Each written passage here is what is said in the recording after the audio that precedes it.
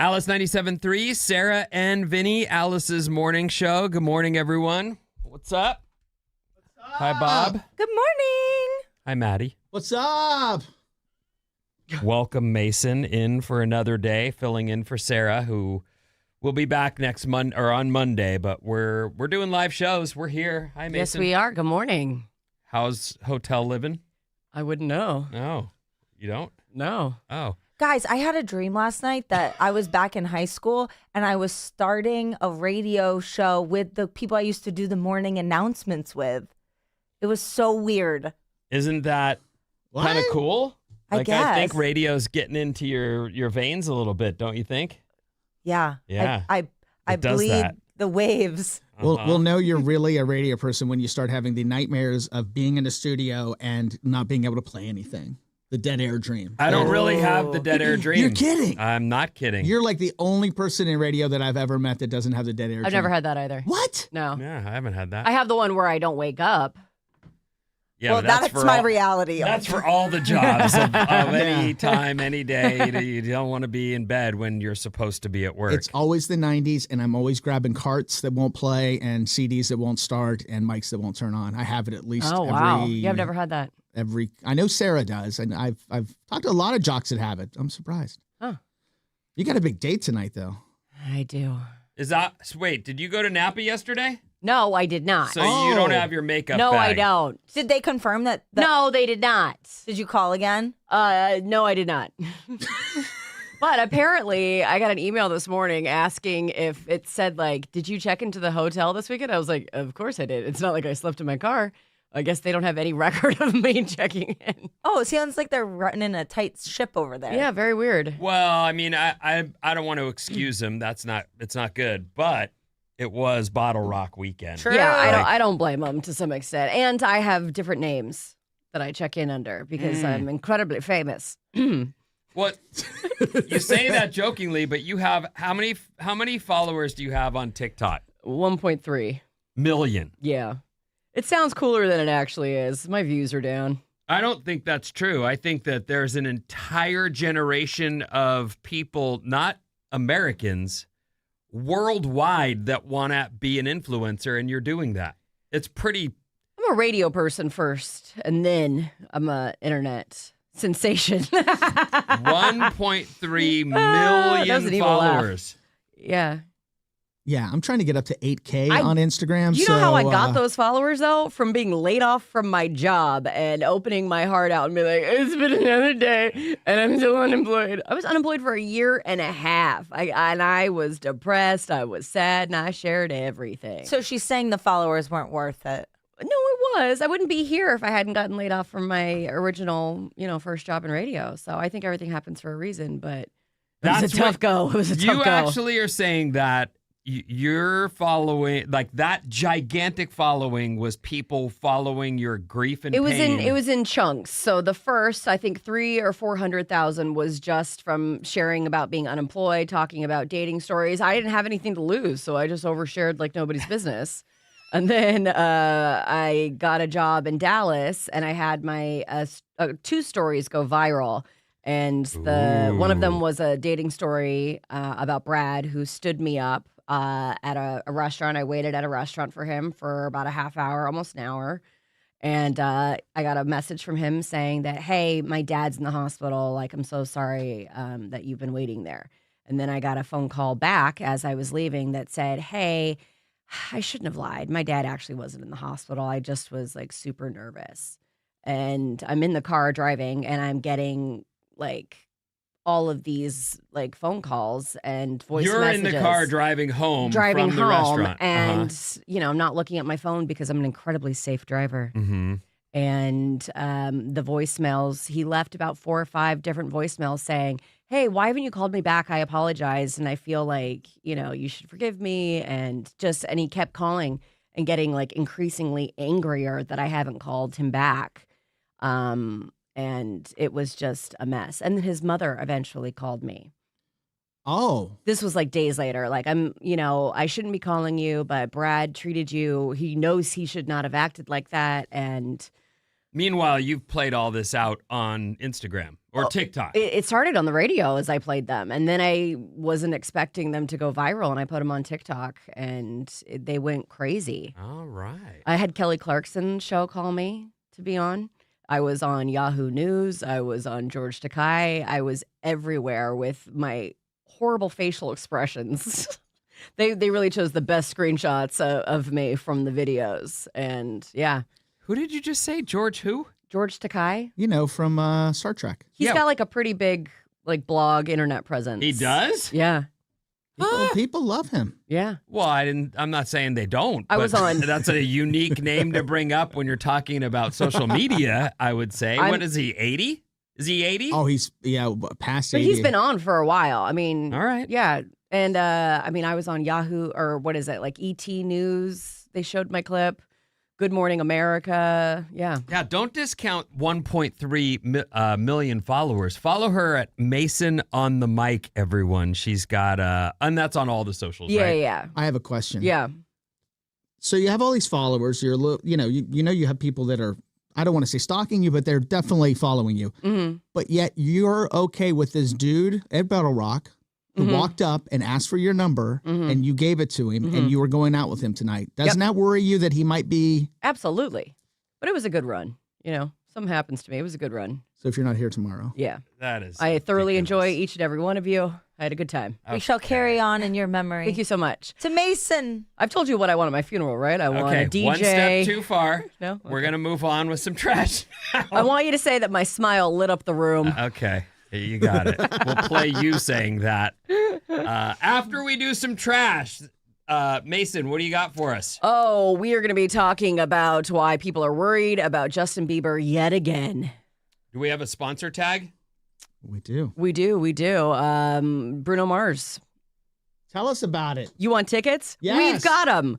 Coming up here at 9:05, 12:05, and 5:05 every single day this week. We're going to give you the code word. When you hear it, you head on over to radioalice.com to enter that code word for your chance to win a pair of tickets to Bruno Mars on October 10th at Levi's Stadium, courtesy of Live Nation. P.S. I gave everyone the wrong code word by accident yesterday, and then I got on right afterwards and said, oops, today is Tuesday, not Monday, and I gave you those. So I want to apologize for not being on top of my game. But this is the right code word. I will have the right code word for you. At 9:05. We all will. Right. We all will. Okay, Bieber. All right. Bieber has sparked another round of fan concern after appearing withdrawn in recent public outings and posting cryptic social media captions. Fans are once again dissecting every photo, facial expression, and hoodie choice like it's a CIA briefing, basically. I mean, the man can't live without being overanalyzed.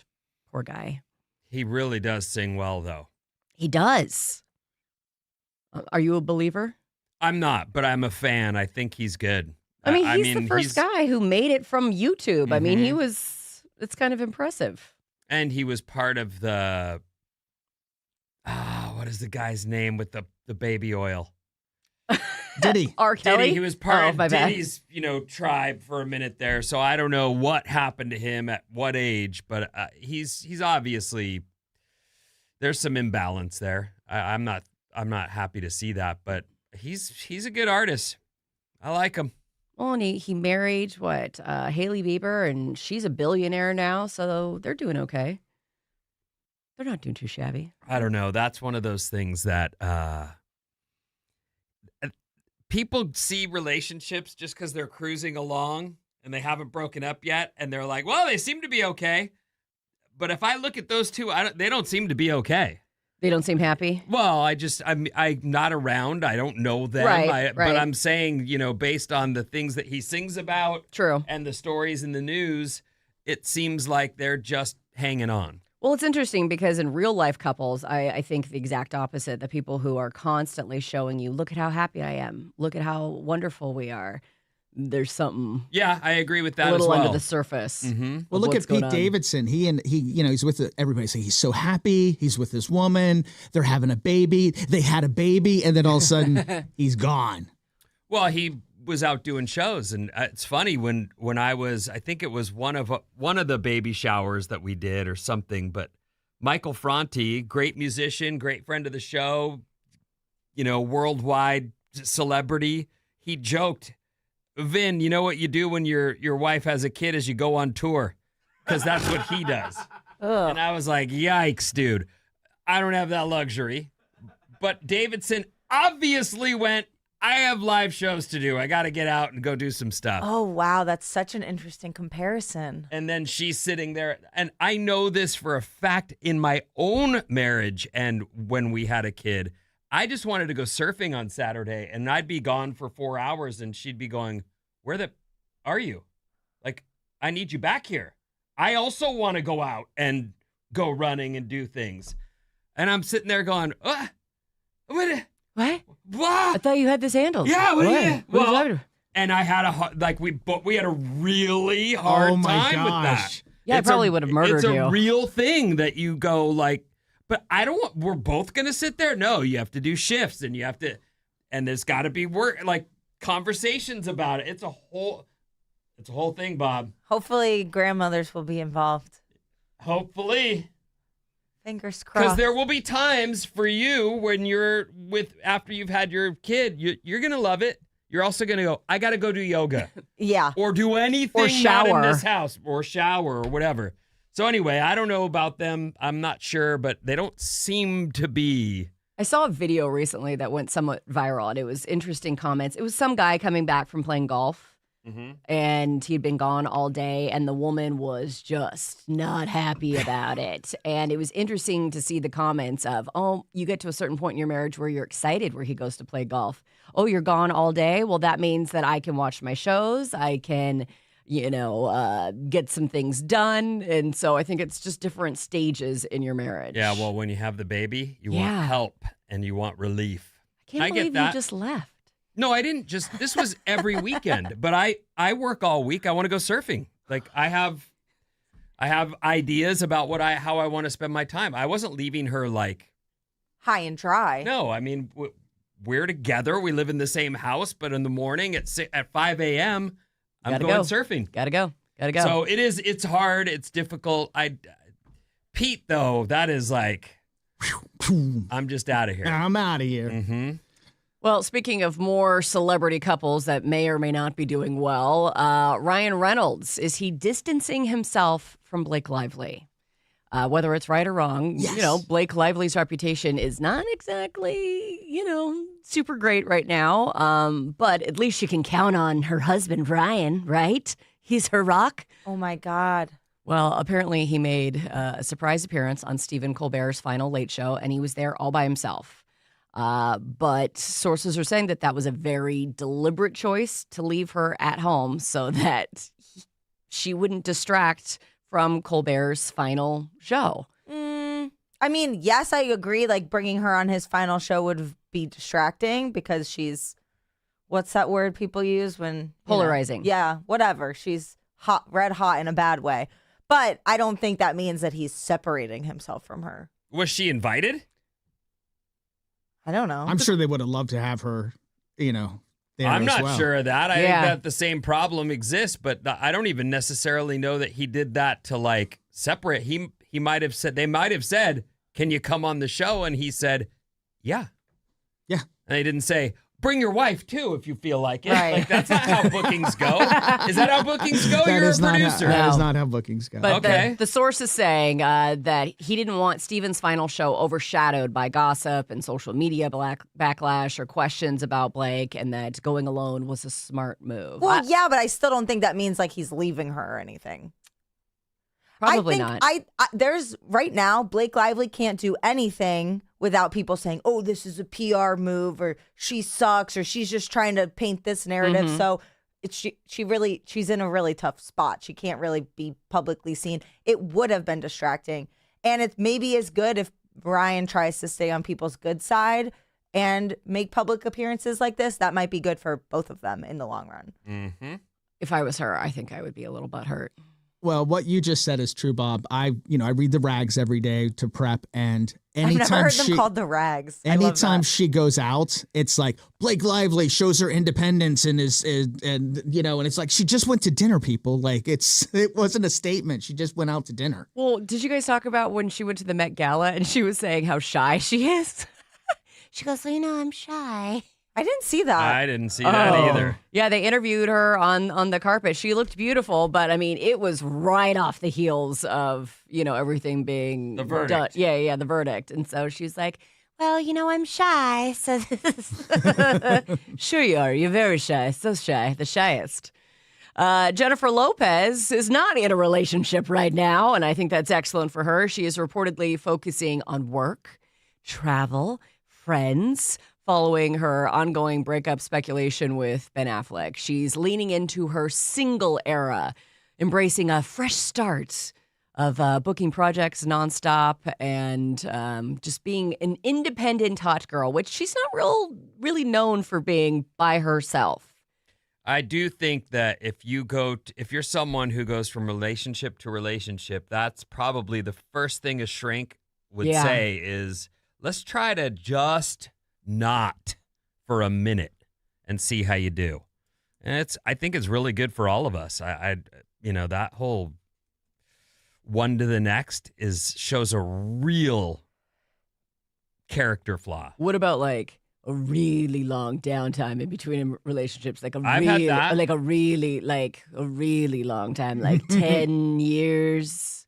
I would say that some people prefer to be single. Is that you? I don't know. It depends what you count as a relationship.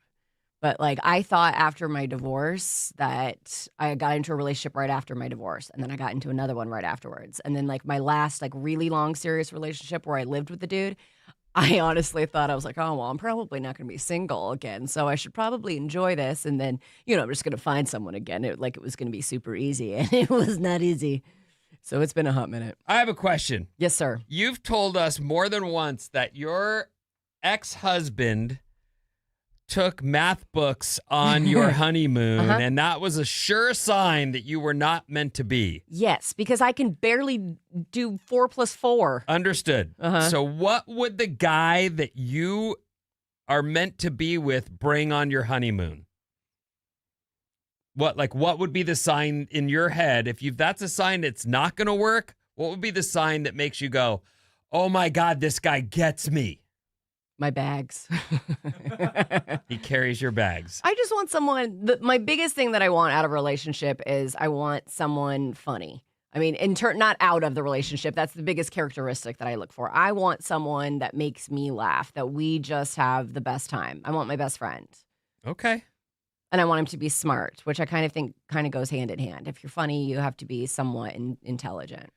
I love that Bob says, I am the only funny one in the relationship. Isn't that what you say? No, I didn't say There's that. only room for one funny one in the relationship. Okay, maybe I said that, but it was just a joke. I'm the funny one in the relationship around here. Susan has just a very different type of humor than me. Like and I none. think that's cool. No, it's just different. He thinks farts are funny and I don't. Yeah, Which I is don't find fine. farts humorous either. Oh. I didn't grow up with brothers. I'm an only child, so I missed out on some of the boy gross stuff that I go, ew. Ugh. But what I've noticed is with Susan definitely, but even in my friendships, your relationships create their own personality, and then you might have your own humor between those people wherever Sure. you do meet on it. And so Susan and I certainly crack up all the time when we're hanging out, just the two of us. Yeah. But I wouldn't say when we're in group settings, the jokes that he says are making me roll on the floor. I will say, Todd, that's my ex-husband's name, that he never left me at the airport. So there's that. There is that. Yeah. There can only be one selfish person in the relationship, too. Trust me. All right, let's see. Sabrina Carpenter is being accused of being too short for fashion. I see what they're saying. No pants fitter, obviously. Hey, that's a trend, though, too. Yeah, the kid. That was good. Look at the kid. Very Look at that good kid. job. Look at the kid. She went viral after online trolls criticized her styling and claimed that certain runway looks don't work on petite women. Fans, of course, immediately defended her, pointing out she's currently one of the biggest fashion and pop stars on earth. I would die to be tiny and petite.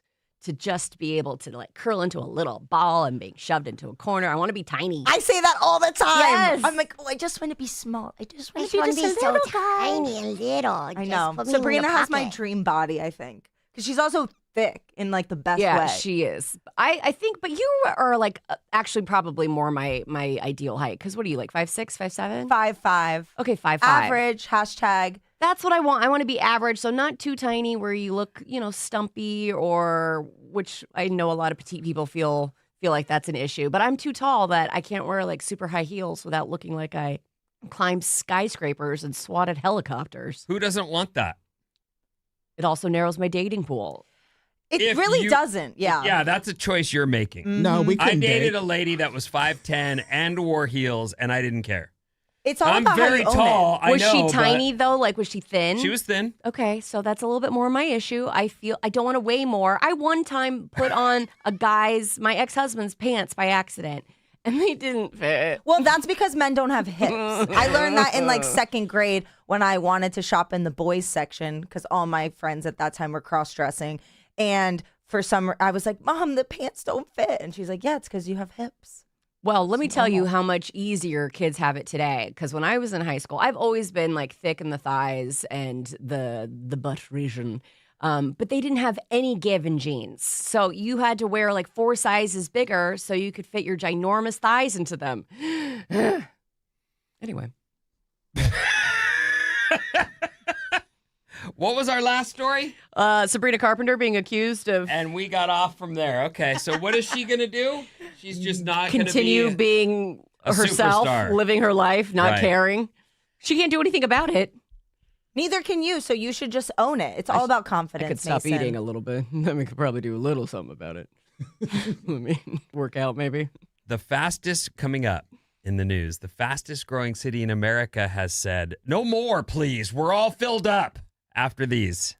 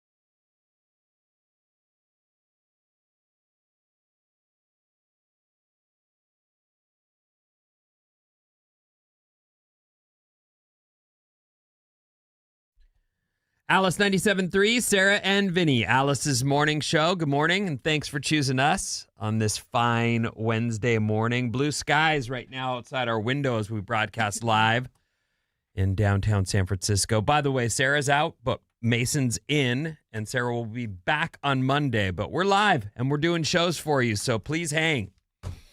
Weather today is a mix. Like we see, right, like I said, blue skies here, but clouds in different spots, partly cloudy in others, and snow in Tahoe. What? It snowed yesterday in Tahoe, and snow is forecast for this morning as well. Not like, dumping snow, but it is May 27th. That's weird. Anyway. Oh, we need it. Right? I mean. The skiers, snowboarders do. Anyway, snow in Tahoe, everyone. Weird. Oklahoma City beat San Antonio yesterday, 127-114. They're up 3-2 in the series, and then they next play tomorrow at 5:30. The Giants lost another to the Diamondbacks, and there's another game today with them with them being the Diamondbacks at lunchtime today. So there'll be some midday traffic. Yes. That you want to know about.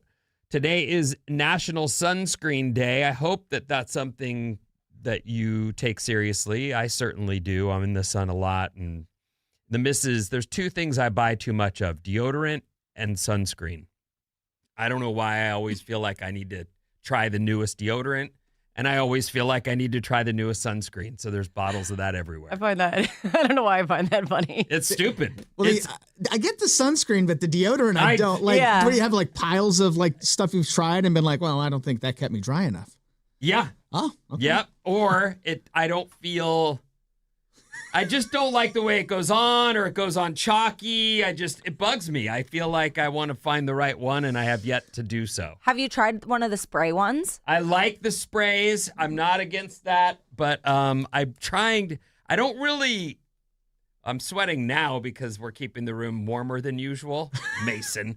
A whole extra human will do that. That's true, too. No, she turned the heat up. I didn't touch it. I turned it up a little bit this morning because she was cold. And Yesterday, and I'll blame He's it a on Mason. gentleman. He's a gentleman who asked me how I was feeling. He's a very nice boy, but yesterday he had sweat beaded up on his upper lip, and I'm like, what is going on? I'm feeling it too. Anyway, it doesn't matter. It's all good. We're working it out in here. But yeah, I want the perfect deodorant. Have you found it? I haven't. I'm working on it, though. I smell an endorsement.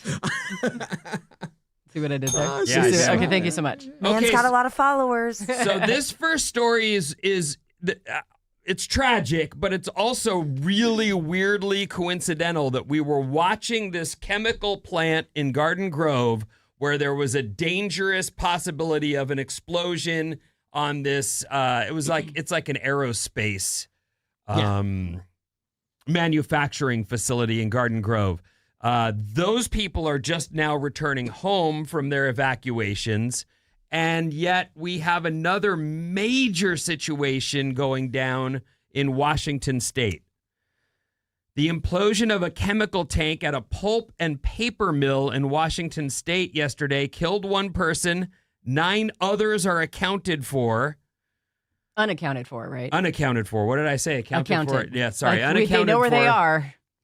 No, it's bad news, really bad news. And this is up in Washington State. So it's just a weird coincidence, I guess. But right now, that's the big story. And Garden Grove, turns out, so far anyway, we've averted tragedy. So that's the big story for this morning. The fastest growing city in America says no more, we're all filled up. California deals with this, and I don't know how many of you have sort of experienced it, but in the town you're in where they're like trying to wedge homes into any possible opening and attract more people, often the people who live there are like, we are all filled up. The roads don't have more, like the schools, there's no parking. the roads, the parking. There's not enough ways for this to work if you keep building. That's the latest sentiment from Charlotte, North Carolina. Oh. As they barrel towards 1 million people, the city is uniting behind the common phrase, no more, we're full. Oh, no. It is stressful when you start, like, if you live someplace that you really love and you notice the change. Like in a place like San Francisco, it's a big city. You expect a lot of people.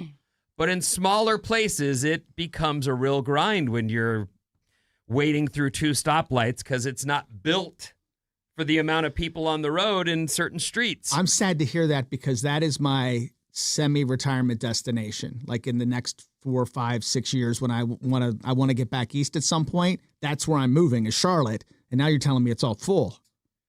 Are you being serious? Yeah, my sister's there, and my stepmom will be moving down I hear there. it's nice, and yeah. I mean, and it's close to. It's like 6-hour drive to West Virginia, and you're close. You can drive to the beach, and it's a nice place. North Carolina's your spot, Charlotte. That's North Carolina, yeah. raise up. And then the final retirement will be in West Virginia because I can buy a house for $50. $1.75 maybe. Growth has slowed in most large metros, but Charlotte added well over 20,000 people between 2024 and 2025, more than any other city in the country. It's a great city. And the new slogan is, we're all filled up. Please don't. This is why I don't understand why they're trying to get us to have more kids and more babies. I don't understand. You know, I was just looking at a story that was saying the population will almost halve by 2060. Or something when like the boomers all die off? It's well, I mean, I wasn't going to say that. I mean... because you were... Lay off the boomers. It's the truth, though. It's just reality. I think they know that. They have to go to heaven sometime. I mean, the whole naming of their generation is that there was a whole bunch of them. So that makes sense. Yes. Anyway, I do... The U.S. population will have by 2060? They're saying that it's a possibility. Like, no, the actual... world population. No way. Well, I mean, maybe I can afford a house at that point. Or maybe it won't be such a big deal if AI takes all the jobs. If AI takes half the jobs, it's okay because there's only half the people. I'm trying to think positive. Although, yeah, didn't how you that hear- balances out. Did you hear that thing that said if you live until 2030 that they think you could live forever? 2030 is right around the corner, I know. everyone. I think I can make it. Oh. Maybe. That's what they're saying. If you can make it to that, then you have a good chance. How many of you are fast food, like late night food eaters? Forget fast food, whatever it is, late night eaters. You order delivery, you get a pizza, or you head out to a fast food restaurant and pick something up. Anybody? Bob? What's the question? How often? Do you eat late at night? Unfortunately. You do. Oh, yeah. And That's when I get hungry. Is that part of the partying scene, do you think? Actually, Or do you do that while home with the mister? yeah, I think I'm more likely to eat late when I'm at home. Yeah, Huh. same. Like Really? snacky, not like a full-blown meal. COVID kind of decimated the restaurant business in a big way, and a lot of places went out of business, and I give a lot of people credit who pivoted and figured out how to stay in business and deliver and keep people fed and keep their business rolling. But America's late night fast food culture, it looks like, is making a comeback following the decline after COVID. And they're saying the 24-hour restaurant is making a comeback as well. Please. Especially here in San Francisco, I'm out late. It's 4 a.m. There's no diner for me to go eat at. I mean, there are, but Waffle I want House? more. There's no Waffle House here. That's I too would bad. love a late night in-person spot. Well, it looks like they're making a comeback. So hopefully, fingers crossed, Bob, something in the city that you're into. I never want to eat past 7 p.m. ever. At all. Not even a bite. How nice for you. It's not, what? I wish I didn't have food thoughts all the time. That's all I think about. When's my next meal? Like, what am I going to eat at my next meal? Is that real? Yeah. I it's heard the there's food a noise. medicine for that. Yeah, there is. It's expensive. Is it called Ozempic? Yes. It's a GLP-1. And you wouldn't consider that, or it's No, too... I've done it before. Oh, Yeah. and did it work? Yes. I Oh. love it. So why'd you get off it? It's expensive. Why don't you Oh. get a sponsorship? That's a great idea. I smell it. Oh, that joke doesn't work for this one. Never mind. Anyway. Lazy jobs that'll make you a lot of money. Ooh, tell me more. This is, it's interesting. I have friends with kids now that are going off to college, and they're picking their careers, and they're looking at the different things they want to do. And it's interesting to see what kids are into. And this is one of those stories about, it's on Reddit. Turns out some of the highest paying jobs in America are also some of the mellowest. They say these are lazy gigs, laid back gigs that bring in big paychecks. Overnight IT workers make six figures. That may ours be don't even come in when they're working overnight. this may be changing as AI takes over. Your computer's not going to work for a while. Oil refinery operators earn $200K while mostly just monitoring systems. And there are multiple oil refineries in the Bay Area. That's a little bit more dangerous, though, right? I don't know. Well, if you have an explosion, Right. That's not but good. you wouldn't even know which. I dated a guy who worked on an oil rig, and they do get paid well. And you've got, I think it's like two weeks at a time, and then An you're oil off. rig at sea? Uh-huh. Oh. Well, there's refineries here. There's Benicia, there's one. There's Richmond, there's one. I don't know them all, but there's places. They say $200K a year. Ooh. Corporate travel agents can make up to $90K working from home. That's pretty What is good. a corporate travel agent when everybody basically does it themselves these days? I don't know. I worked at a company, another media company, where we had a corporate travel agent. Interesting. Yeah, and she'd book On staff or their own, or you just had you were a client of theirs? It was a client of a company. Okay. Yeah, but still, though, I mean, it's definitely a thing. And you had people booking your flights on managing all your business trips? Oh yes, I was a very important person, Vinny. What Did happened? you wear a suit? What's that? What happened? I decided to start my own company, like an idiot. Construction project managers make $300K a year while doing only about 3 hours of real work a day. You know what? These are Is it depressing you? Well, no, they're just sort of. How many people can go find these jobs? Well, I saw a similar list, and it was just like the highest paid jobs in general, and the first top half was all brain surgeon, neurosurgeon, like pediatric surgeon, and I was like, okay. OnlyFans. Oh yeah, OnlyFans. OnlyFans was on the list? It was on the list I saw. It was top of the list I saw of paying high paying jobs. As far as I guess they go with the top percent of like what they're making, but yeah. And yet you still won't try it, Maddie. I will. Just, I said, hey, give me a cactus, give me $100K. I'll start my OnlyFans with that. Let me ask you a question, Bob. One of your friends who's doing really well in life says to you, I haven't told anybody, but I am doing OnlyFans from the house. And I'm making bank. I would say, hell yeah. You'd high five and be like, and would you say, what's the game plan and try to dig into it? Or would you just be like, good for you? No, I'm sure I'd have questions depending on the type of person they were, but Do you need a co-host? no, I don't think that career path's for me, but I'm very supportive of it. Okay. Yeah, I think that's interesting. I would hate to see.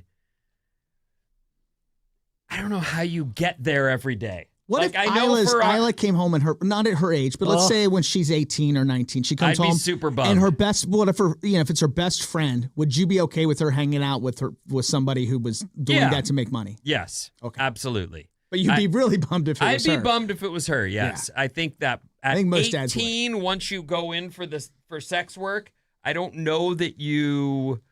I hope that it pays for college. Like you hear, there are women who put themselves through school. I would hope that works, but I would be really sad to think that she's going to spend her adult life doing that. There's a whole Apple show based around this right now. Margot's Got Money Problems. It's so good. Yeah, it's very good. It is? Oh, it's delightful. Very good. Michelle Pfeiffer, Nick Offerman. Elle Fanning. Elle Fanning is fantastic. Yeah, it's and really... naked a lot in the first episode. What'd you No, say? she's not. Elle Fanning? In the first episode? Oh, maybe. I Whatever, think don't he'd remember. probably know better than we would. Yeah. Our text number is 800-400-3697, and Maddie's on the show. 925. They're trying to ship us, Mason. Maddie cares about Mason. For God's sakes, woman, throw him a solid. Everyone is the same height in bed. Yeah, that's a great idea to date a coworker. That couldn't end I'm badly too at all. short. She's made that very clear, people. Yes. I don't like it. I wouldn't somebody at work, even if they worked in another Yes, you station. would. You're full of it. What? If You've you never like them, dated you would. anyone at work? Well, yeah. Exactly. Once. Once I was young. Yeah, because it was the only opportunity. Oh, wow. She's Next so, text. so mean to me, Vinny. But that's part of your charm, the two of you. Hey, 669. I was born and raised in Santa Clara and lived there until 2 years ago when we moved to Oregon because it was getting too full and we felt like we're cattle just trying to get anywhere. All the construction was too much. Sandy, listening on Odyssey. I don't think you're Sandy. You know what? I loved Oregon.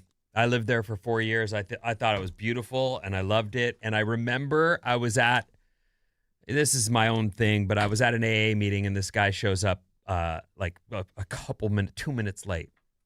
And he's the first guy to sit down and talk. And he's like, I can't believe the traffic here. I don't know what's... And I swear to God, the traffic is a red light. There's no traffic there. None. But depending on where you're from and what your threshold is, and for him, it was like, I can't take it anymore. I got to get out. And I was thinking, bro, there's no farther into the sticks than this. But okay. Oh, that reminds me of when people always complain about the weather here. I'm like, dude, you have no idea. This is paradise. Oh, yeah. We moved from the Bay in 2017 to a town just north of Charlotte. When we got here, it felt like a relief to be away from so much traffic. But now the amount they're building is insane. We literally can't leave our neighborhood without passing new builds. A lot of them high density, no matter which way we go. But you should still come, Maddie. There's a lot of new places coming. Heather, listening from Charlotte and on the Odyssey. The place where I live, in just the 10 years I've lived there, has built so much, and there's only 2 entrances to the freeway, and there's only so many. Tourists. It's ridiculous how much building has been done, and it's part of California's reality that there's not enough housing. 415, construction project managers work like dogs. You walk your job every day, then you track down drawing updates and change orders. This list is bogus. Yeah, I agree. Lisa, right in the middle engineering. of it, I quit it because I was like, there's not enough work out there for people to be advertising. This is easy money. 510, San Francisco population is just over 800,000, which is actually smaller than Charlotte. Huh. In a smaller area, too. Yeah, also 7x7 area. 510, Maddie, how's your dog doing? I mentioned yesterday he was, I guess I mentioned it yesterday. Took him to the vet. He's going on Thursday. I figured out what's wrong with him though, because he, when I feed him, he jumps up on all 4, and he hasn't been doing that. And he tried to yesterday, and when he came down, he yipped. So I'm like, he's hurt. It's his hip or something. So I'll keep you updated, everybody. But Freddie is just fine. What's coming up in the trash, Mason? We're going to be talking about an OnlyFans chick who was offered a whole lot of money for her virginity.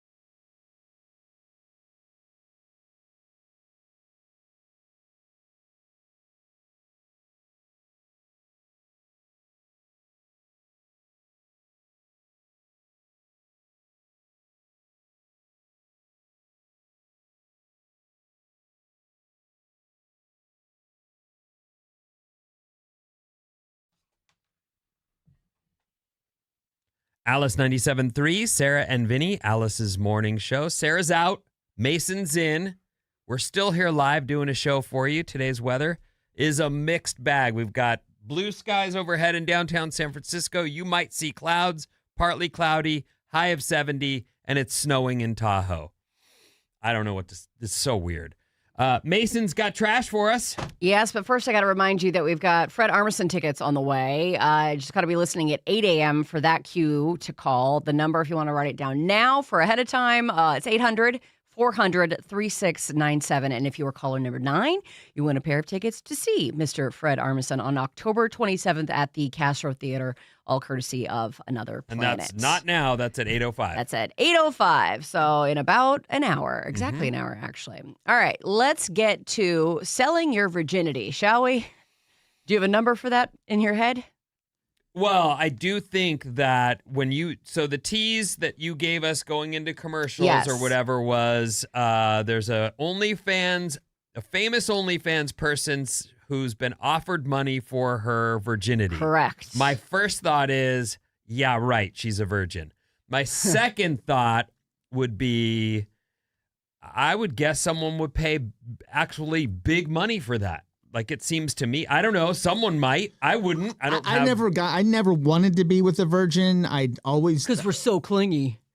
No, it's just, I don't want that. I just didn't want, I never have. I never have. My first, she'd already done it.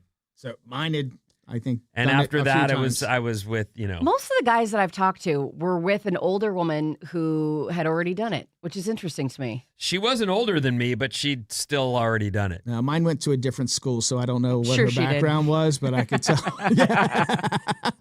Anyway, she's from Canada. I would have liked to. I'm not saying I would have said, if a person I was dating had said, this is my first, I would have been happy to stay and do that. How old were you when you lost it?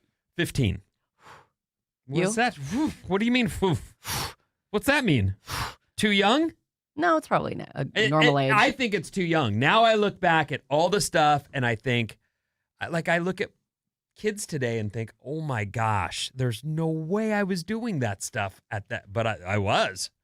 I don't think we should be rushing into all that stuff. And certainly I told you, she ended up telling me she was pregnant. And I was like, well, let's get married. I mean, we're going to have it. I don't know what she thought I was going to do, but that's what I did. Did what happened? She wasn't pregnant. Oh, she lied? I mean, yeah. I don't know why. I don't know what the story was. I just got on down the road. Like, I don't get it. I don't know what the angle was, but yeah, I mean, she was in it for all of your money at 15. And what's weird is that was my reaction. Well, we got to get married. We're going to have to do the right thing. You were a good family man even back then. Oh my God. I look back and just go, I had no idea. None. Life would be so different for you right now. So different. All right. How old were you, Maddie? I was 16, and I'm not joking. I was with I was on a field trip to Canada with another school, and I met this girl on the bus on the way up. I told my friends confidently that I was going to have sex, so leave the room. I did have sex. I did not lock the door. Not only did my friends walk in on us, but everybody from her school walked in on us having sex, and everybody kind of was like, oh, like the guy got treated like, oh, you must have, done this a million times. I'm like, no, I didn't say it to anybody. I'm like, oh yeah, it was just another girl. So you were interrupted. You didn't even finish. Oh yeah, no, did not. Did you become a star after this? Were people like, yeah, bro? Some people hated me the rest of the trip because I also didn't know how to look at somebody after I'd had sex with them, and I didn't talk to her really the rest of the trip, and hooked up with another girl. And this sounds like a story that you tell so many times, you make up and you tell so many times as a teenager that you eventually start to believe it yourself. Well, I had eyewitnesses, so unbelievable. Get them on the phone. 800-400-3697. That is insane. How old were you? 16. You didn't look her in the eye? I didn't. I was not good. I was not good. I was very poor at social skills when it came to women.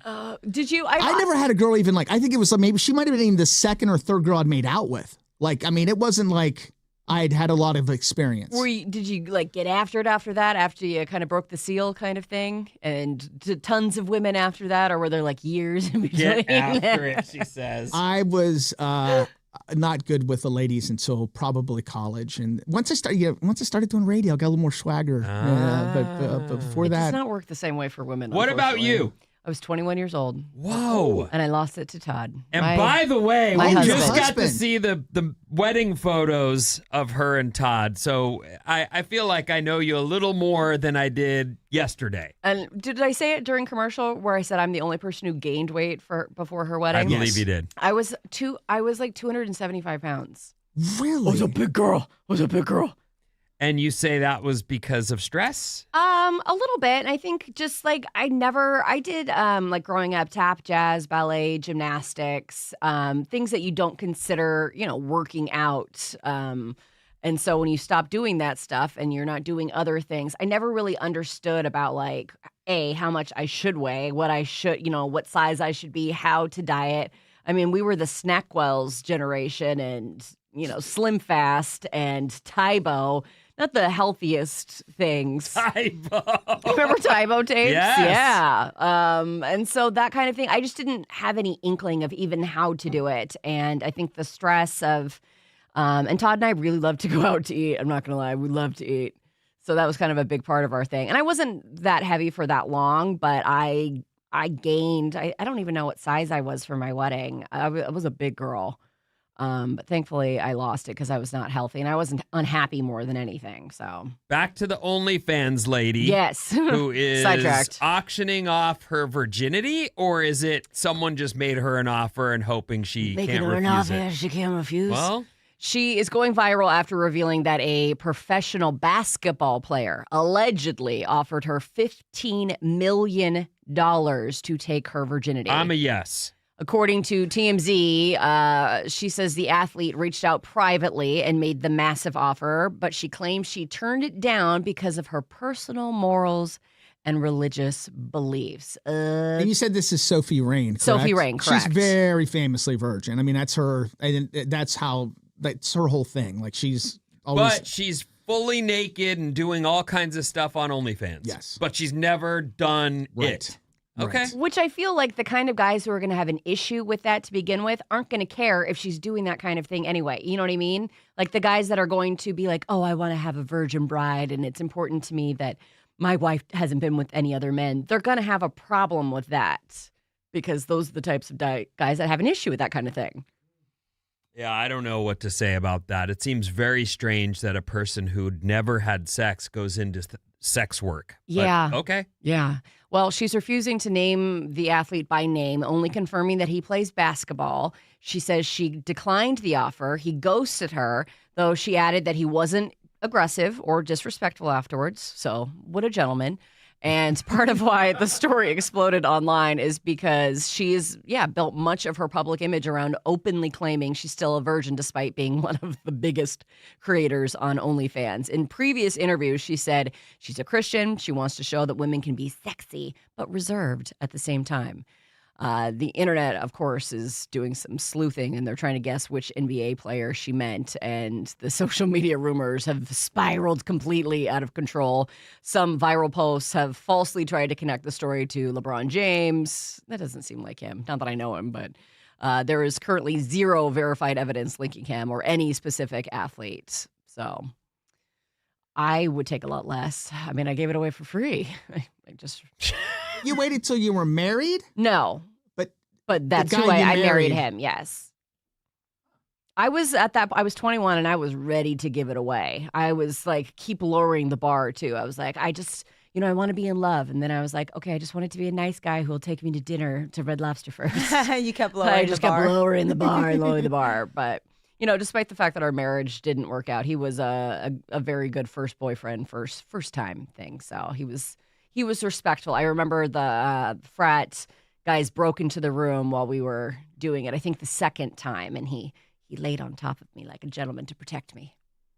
Don't look. Avert your eyes. Don't look at her naked body. I am, speaking of, I'm looking up Sophie Rain, the lady you're talking about. It's and research. she is, there's no nudes. Is it possible she's doing Oh, OnlyFans with her clothes on? No, you have to pay. Like, you're not going to see any of okay. those. I mean, All right. I'm sure if you. You're kind of naive, and I love that about you. I don't. What do I know? I've never been on OnlyFans. That's I good. Have no That's idea. how you want your man to be. Clueless. Anyway, so I wouldn't she sell said it for no. any amount. You wouldn't? No, I don't care about money that much. I care way more about my control over my own self.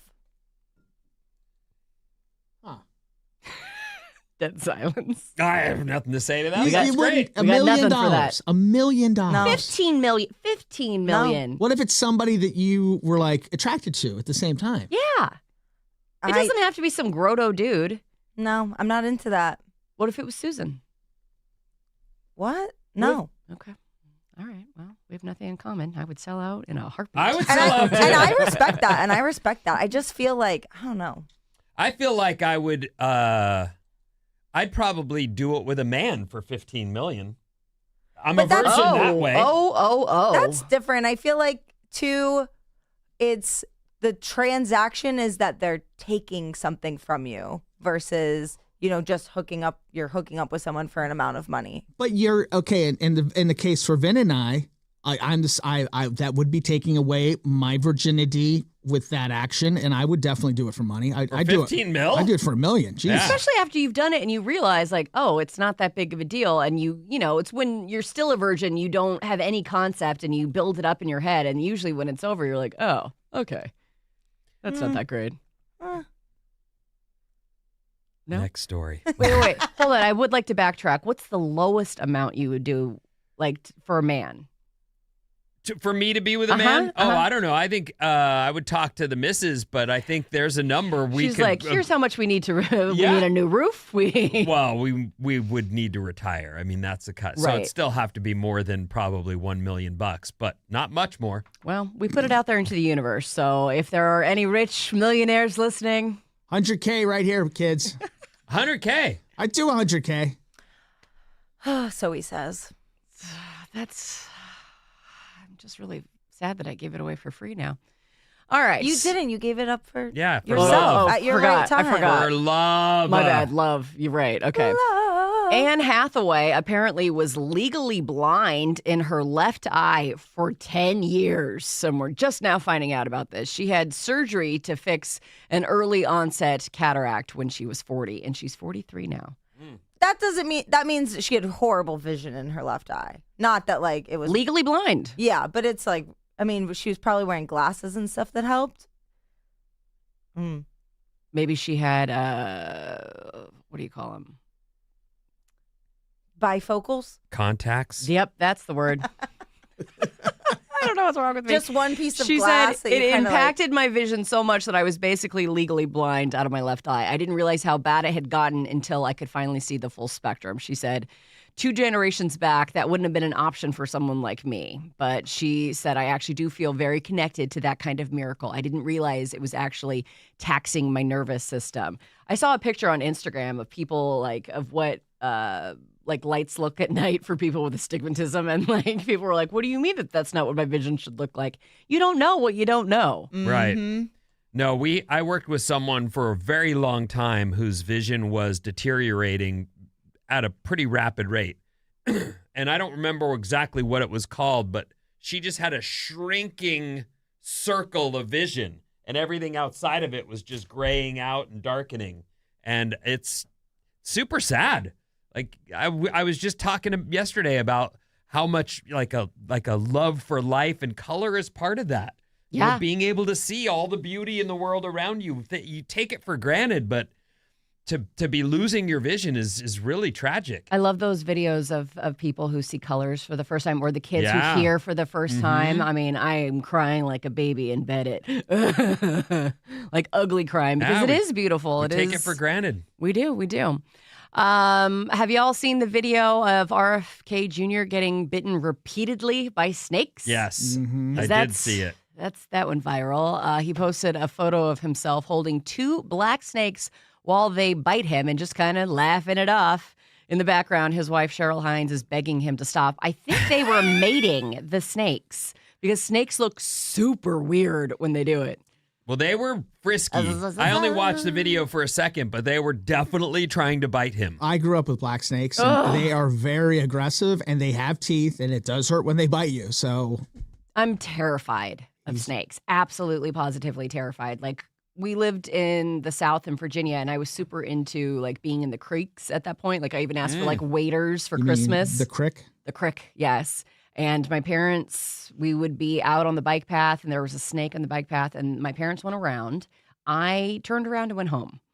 I do not mess with snakes. Oh, even like garter snakes, no, thank you.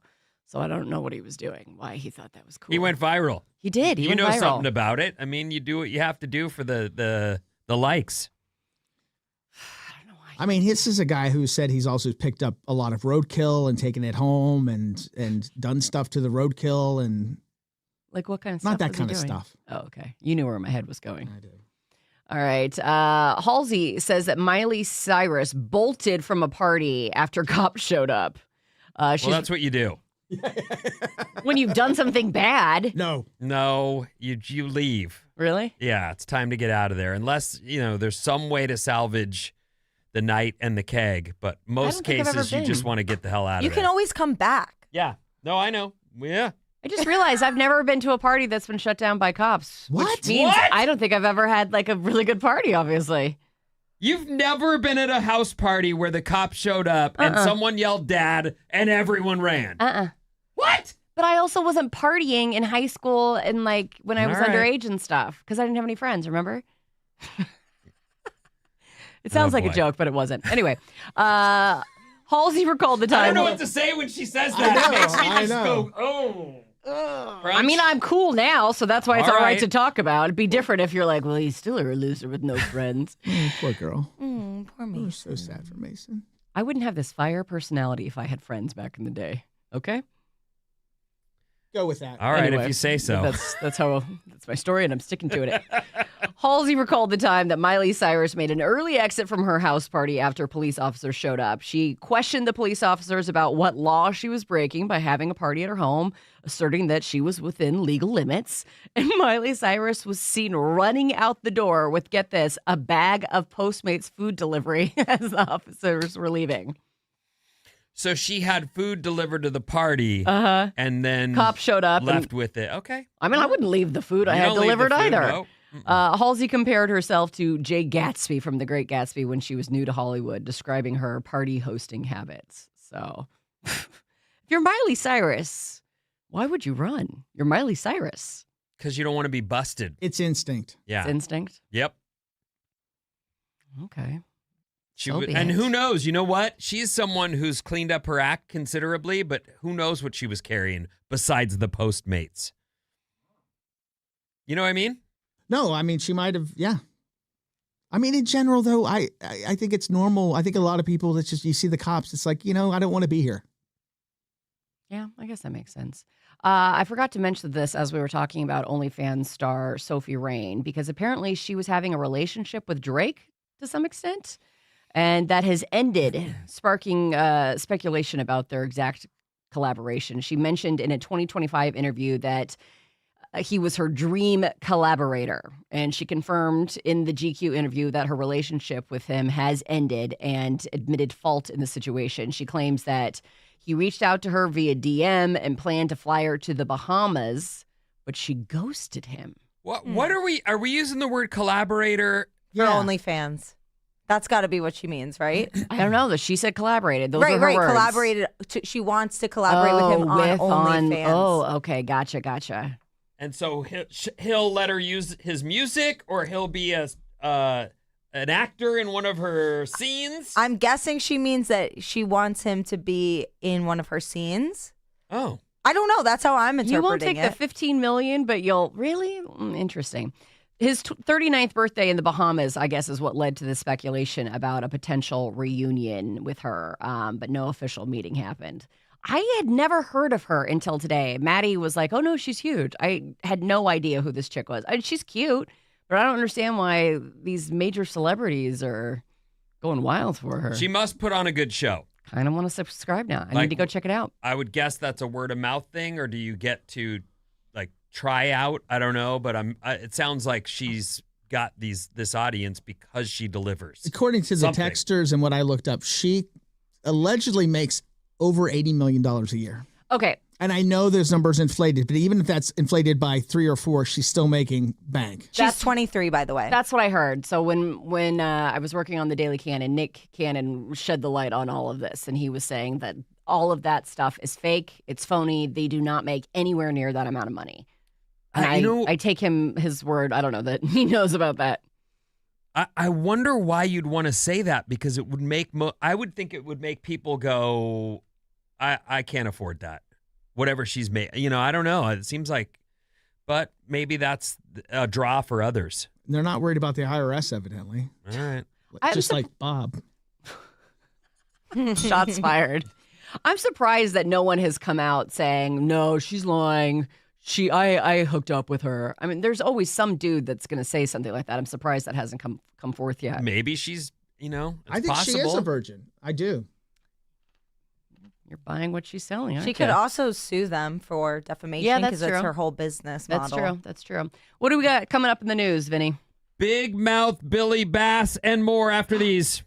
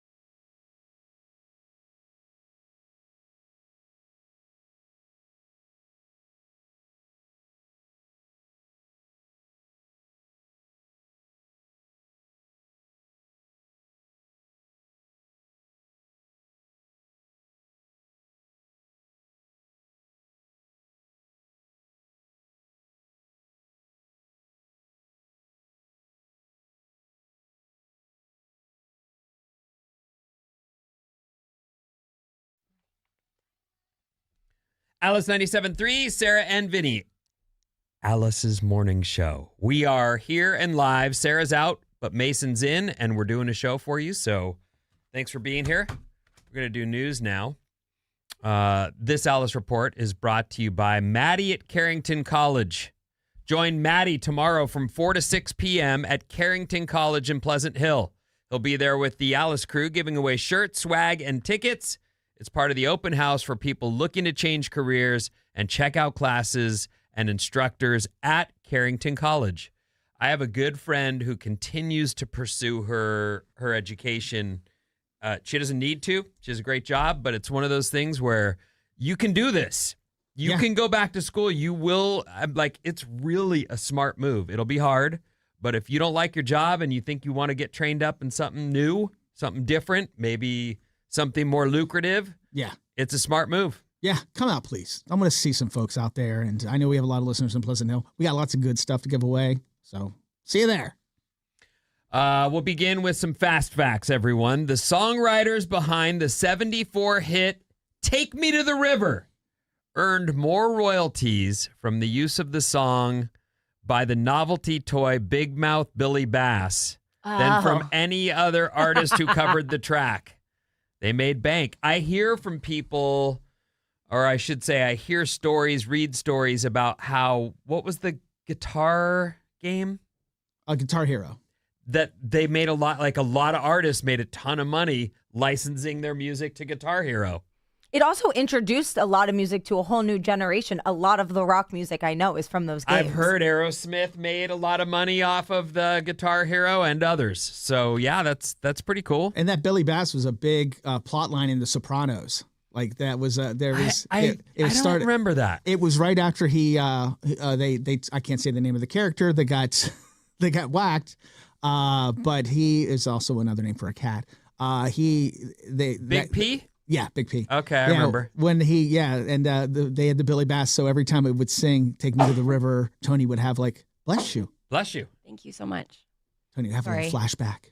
Sorry. Hey, you're all right. When you look down at your phone, the amount of pressure on your spine is the equivalent of putting a 60-pound weight on your neck. So if you do it an hour a day, it really adds up and may cause serious problems down the line. And that has been, I've read that story for years, that many people are suffering from that. Tech neck. Yes, tech neck. Whether it's skin tags. I'm sorry, what? Skin tags from looking at your cell phone? Gross. From this. All day, every day. People do it all the time. You probably do it a lot. I never look at my phone. What are you talking about? It's facing you now. It's so strange. It's unusual. I literally have a hump. Yeah, I probably have a little bit of a hump. It makes me depressed. Because I know I definitely do look at it more than an hour a day, too. Probably 8 hours. You're seriously saying you have a hump? Yes. Your hair covers your hump? My hair covers my hump. Look. Her lovely lady I can't humps. see it. Her humps. Her humps. And what? You think it's from that? From the phone? Not from the phone specifically, but from everything. I mean, even at these desks, I have to look down at my laptop. I wish we could have walking treadmills under here, but we'd probably be out of breath on the mic. I would be. Why do you wish you'd have that? Because I think it's, it's good for you to be moving. And I'm trying to be more active and be a better person in general these days. So when you left here yesterday, you went and did? Oh, I met up with my pregnant girlfriend for lunch. Crepes. And Ooh. then? And then we went shopping. Oh, well, there's some walking there. Yeah. Not much, but I bought some olive oil, and yeah, that was about it. And then I went back and took a shower and went to bed. And then. And today you're meeting with someone who... The guy asked me out at Bottle Rock. Oh, what about the girl of the guy that you... She hasn't gotten back to me yet. Oh, okay. What's that story? I cheated... Well, I didn't cheat. Her husband cheated on her with me, and I didn't know about it. But when I found out about it, I told her. And you didn't know her. I found her. I've done that that quite a few times because apparently, if you want to cheat on your wife, I look like a good time, and I think it's just the nature of dating. What's apps. quite a few times? Probably. I mean, I'd have to really sit down and think about it, but at least 3 or 4 off the top of my head. where you were with someone, they Yes. had a partner, and Yep. then you went from that point back to Yep. the partner to say, And that this makes is what me happened. irately angry because it means that you think that I'm stupid and you can get away with it. And that makes me want to prove to you just how not stupid I am and bust you. And so I've told many, many women. 3 to 4. Yep. At least. And I've made friends with almost every single one of them because it's all about how you approach the situation, because nobody wants to hear that obviously that their partner has cheated on them, and your first response is to get a little defensive and you feel insecure, which you shouldn't, because it has nothing to do with the other person. It's, the garbage that you're married and or dating. Well, yeah, I mean, I can see why people get defensive about anything where right. they realize I'm a sucker. So there's an art to You it. know? I've learned of telling her, you are so beautiful, you don't deserve this. You have to basically show that you're a girl's girl and you're in her corner, as opposed to your man cheated on me, because sometimes it can come across as, kind of gross and nasty. I mean, it is gross and nasty no matter what, but you know what I'm saying. No, you don't? Okay, cool. We'll move on. There are benefits to being in a relationship, but there are also drawbacks, not just having to deal with their stuff. Someone on social media asked, what is a single person luxury that people in relationships completely miss out on? Here are some of the responses. Knowing that the piece of chocolate cake you left in the fridge will still be there whenever you want it. Yes. Yes. Yeah. So you're telling me when you were married, if you left cake in the fridge, Shauna would mow it? Probably the other way around. But, Uh-huh. but yet there's a little thing like milk. Like, I know how much milk is going to be there every time I need to go get milk. I never get to go grab it and it's empty already. All right. Some of the biggest fights in my marriage was about who ate, when you're looking forward to your leftovers and they're gone. Oh, I can still feel the rage bubble up inside me. Oh man, that happened to me once while I was on this show with Your a burrito. I was See? the whole morning. I was like, I can't wait to get home and eat that burrito, and I just knew that Susan was gonna wake up and eat it. He left me like 2 bites. Oh, that's the worst. At least a burrito, it's somewhat easily replaceable. But like a meal that's like super special that maybe you don't get very often. When I was a teenager, I was madly in love with my boyfriend, and he went on a trip with his family to New York City, and he bought those like 1 pound Reese's cups. Have you guys ever seen those? No. They come in a package. They sound amazing. They come in a package over, a foot long, and it's 2 Reese's cups, and each one is half a pound. And my brother ate one of them. And I was so devastated. I threw a temper tantrum like you've never seen before. He was like, well, it was in the kitchen, so I assumed it was. I was like, you want me to keep my Reese's cups under my pillow? Would you say that's the size of a pie? Yeah. A Reese's No. peanut butter cup the size of a pie? No. Not the size of a pie. Okay, The we need this. Huge Reese's. I feel like they were half a pound each. I've never heard of that. Or I haven't seen it. either. Well, if you think about a burger, like you get like a half pound burger at a restaurant. Oh, you know? okay. You know what I mean? $27.99 at the bulk candy store for a 7-inch. 7-inch. What disc is that? About average. Okay.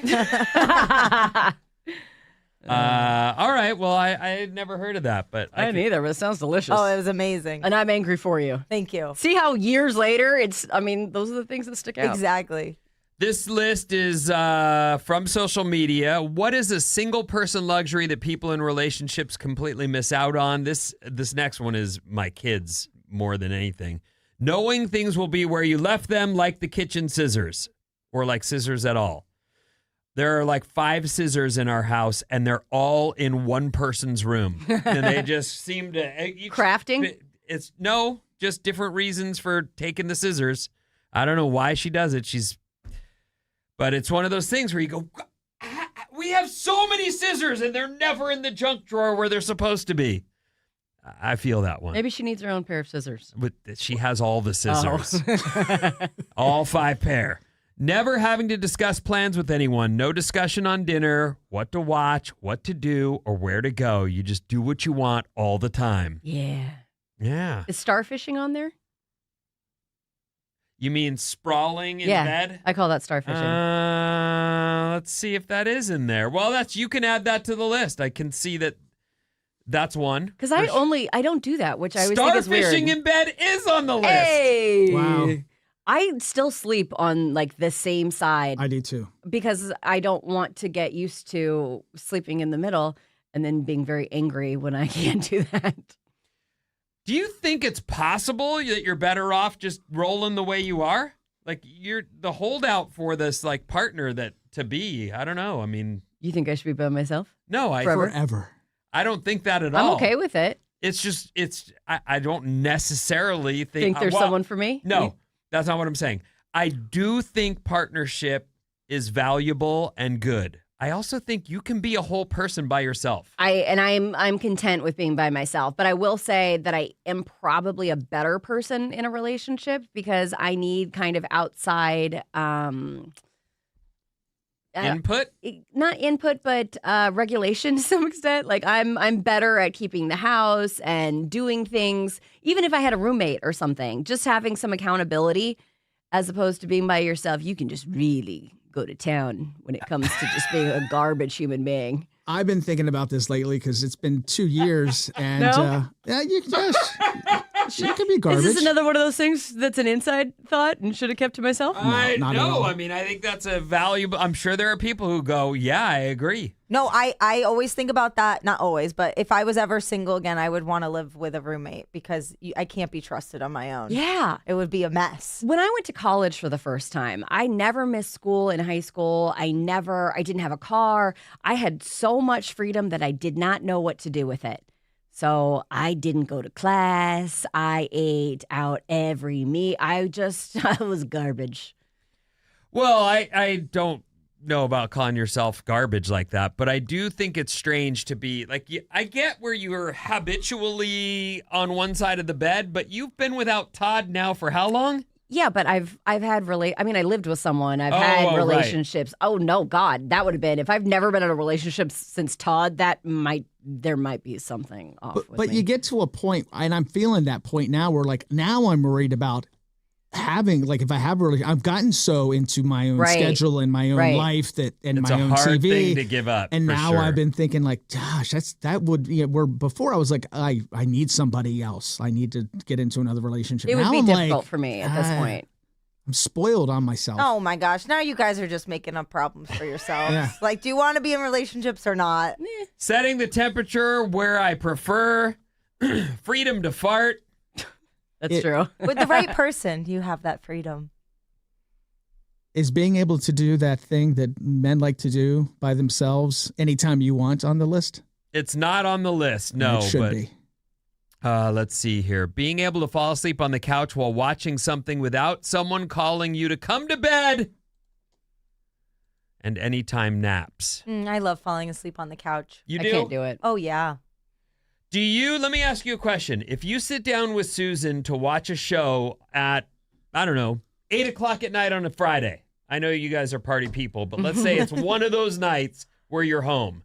When you hit play on the show, are you going to fall asleep within 30 minutes? No, if I'm going to fall asleep, we put on something that I can fall asleep to, not a serious, I take my TV very seriously, Vinny. So Gilmore Girls will go on if I'm going to fall asleep. Got it. Yeah, I mean, that is something that my friend and I laugh about because both of our wives do that regularly. We sit down, we push play, we've talked about what we're going to watch, we start it, and then she's out, and I go, all right, well, I was going to watch sports anyway. I'll just put that on, and I'm done. I like it. It means they feel comfortable with you. They're safe and cozy. And also asleep. Yeah. Unconscious partners Yeah, are the best we're partners. not watching TV together. That was the whole point. But yes, okay, I could look at it that way. She feels safe. Yeah. All right.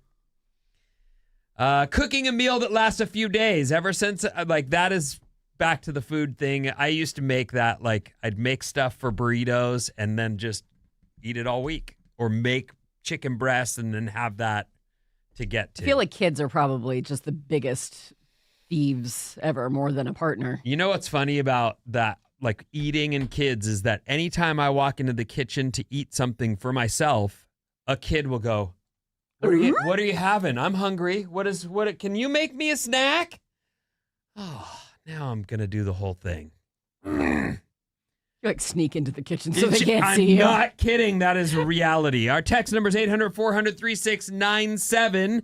And Maddie's on the show with your texts. A couple folks with things, 925 also noted having the temperature wherever I want. Another 925, I sleep on one side of the bed also after my relationship. So I think it's pretty normal. I think it's normal to have a habit. The way you worded it struck me a little strange, where you were like, and so that when someone comes back into my life, I'll be good. Like, I don't. Oh, yeah, that's not really. A lot of times I say things for effect and to be funny and not really how I process things. All right.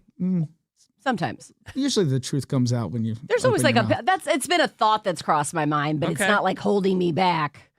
415, my teen son and husband are on a boys' trip. I've been home alone, luxurious, clean house, no cooking, no laundry. So nice. Liz in Livermore. Liz, I have the same feeling that when the missus leaves with the kids, the house gets cleaned and stays clean, and it is glorious. Yes. I sleep with the door open in my room because no one's coming home or getting in my face or it's beautiful. We were talking about Guitar Hero earlier, 707, 15 or so years ago when my son was a big Guitar Hero fan, I was singing an old Led Zeppelin song, and he said to me with a bit of disdain in his voice, "How do you know that song?" Classic, because he knows it from Guitar Hero. Yeah, how would you know that song? 707, speaking of tech neck, I have chronic mouse shoulder. My right shoulder is locked up and shoots pain whenever I lift my arm, reach across my body, sleep on my side, drive, blah, blah, blah. Sarah and Chico. Chico! Mouse shoulder. What is that? That's a new one. Oh, mouse. Okay. I'm not a computer guy. I'm a laptop guy, so I don't have mouse. 310, my wife is in a movie club and falls asleep while I watch the movies. Yeah, that's me and my friend laugh about it and then our wives went on a night together and they both fell asleep at the same time and they both woke up together and they were like, "Isn't this great? No one's mad at us." And they joke about it because when they do it with us, we're like, I thought we were going to do stuff and, watch a movie and then do stuff. Taking a nap together is very romantic. But doing stuff. Yeah, I mean, really, stuff. That's the whole. I see what you're saying. Gotcha. You're falling asleep here, then. You got to get in there early then you're here. Let her sleep. Front load the evening. Oh, that was a big rule in my house. What? Sex had to always be before earlier. The movie? Earlier, yeah. Okay. Because once or before eating. Well, there's a lot of rules. Wow. We're not married anymore. Weird. 925. Last text.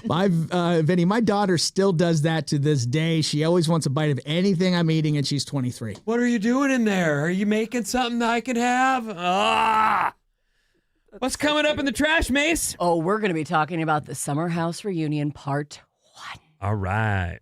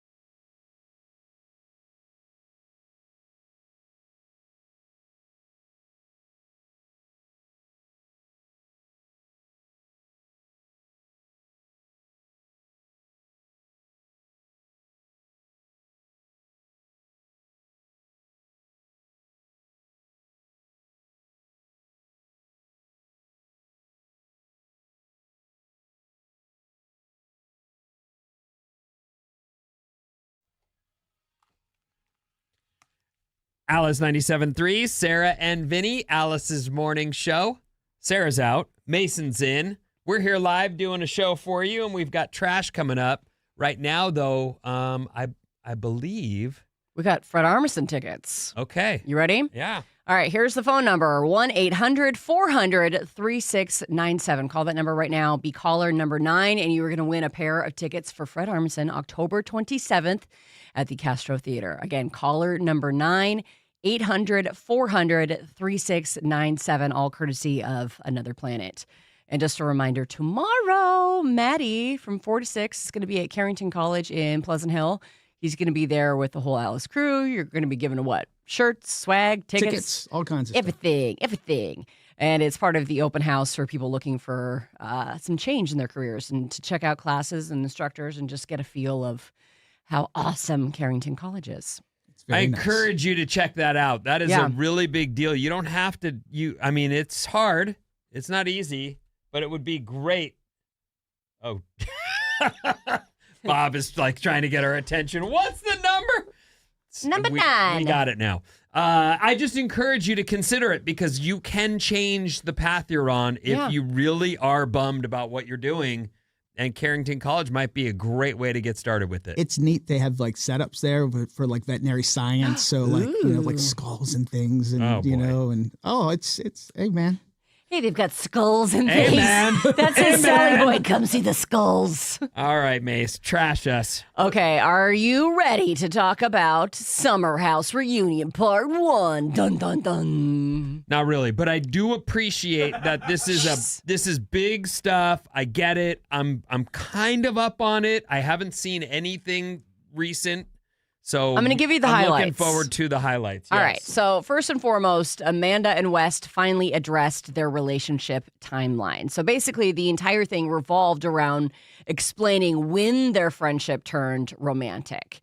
And they claimed that they didn't sleep together until after releasing their public relationship statement in March, which is absolute garbage lies. You don't believe it. You don't release a relationship statement in March, which is what, set this whole thing off if you hadn't already been doing something. Because if you had done it once and maybe it sucked and you wouldn't pursue a relationship, why would you release something if you haven't done anything else? I mean, that's clearly a lie.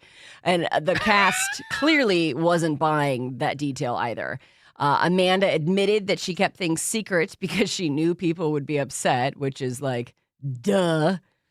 That's one of those things where I feel like we've all been through at least this on one level or another where you've broken up with someone and everyone's like, yeah, man, that was not good for either of you. Good that you're apart. And then you get back together and you're ashamed. Right. You know that you shouldn't, you've already gone public, you're broken up. Now you're back together and you see your friends and they're like, what are you doing? And I know that feeling. And I can't imagine why they would even go there with such a public sort of a public display of a lot. Like they burned that other lady that she's friends with, and then they're brand new together. She already knows he's who he is. Not the best person. She saw how he treated her best friend. Not well.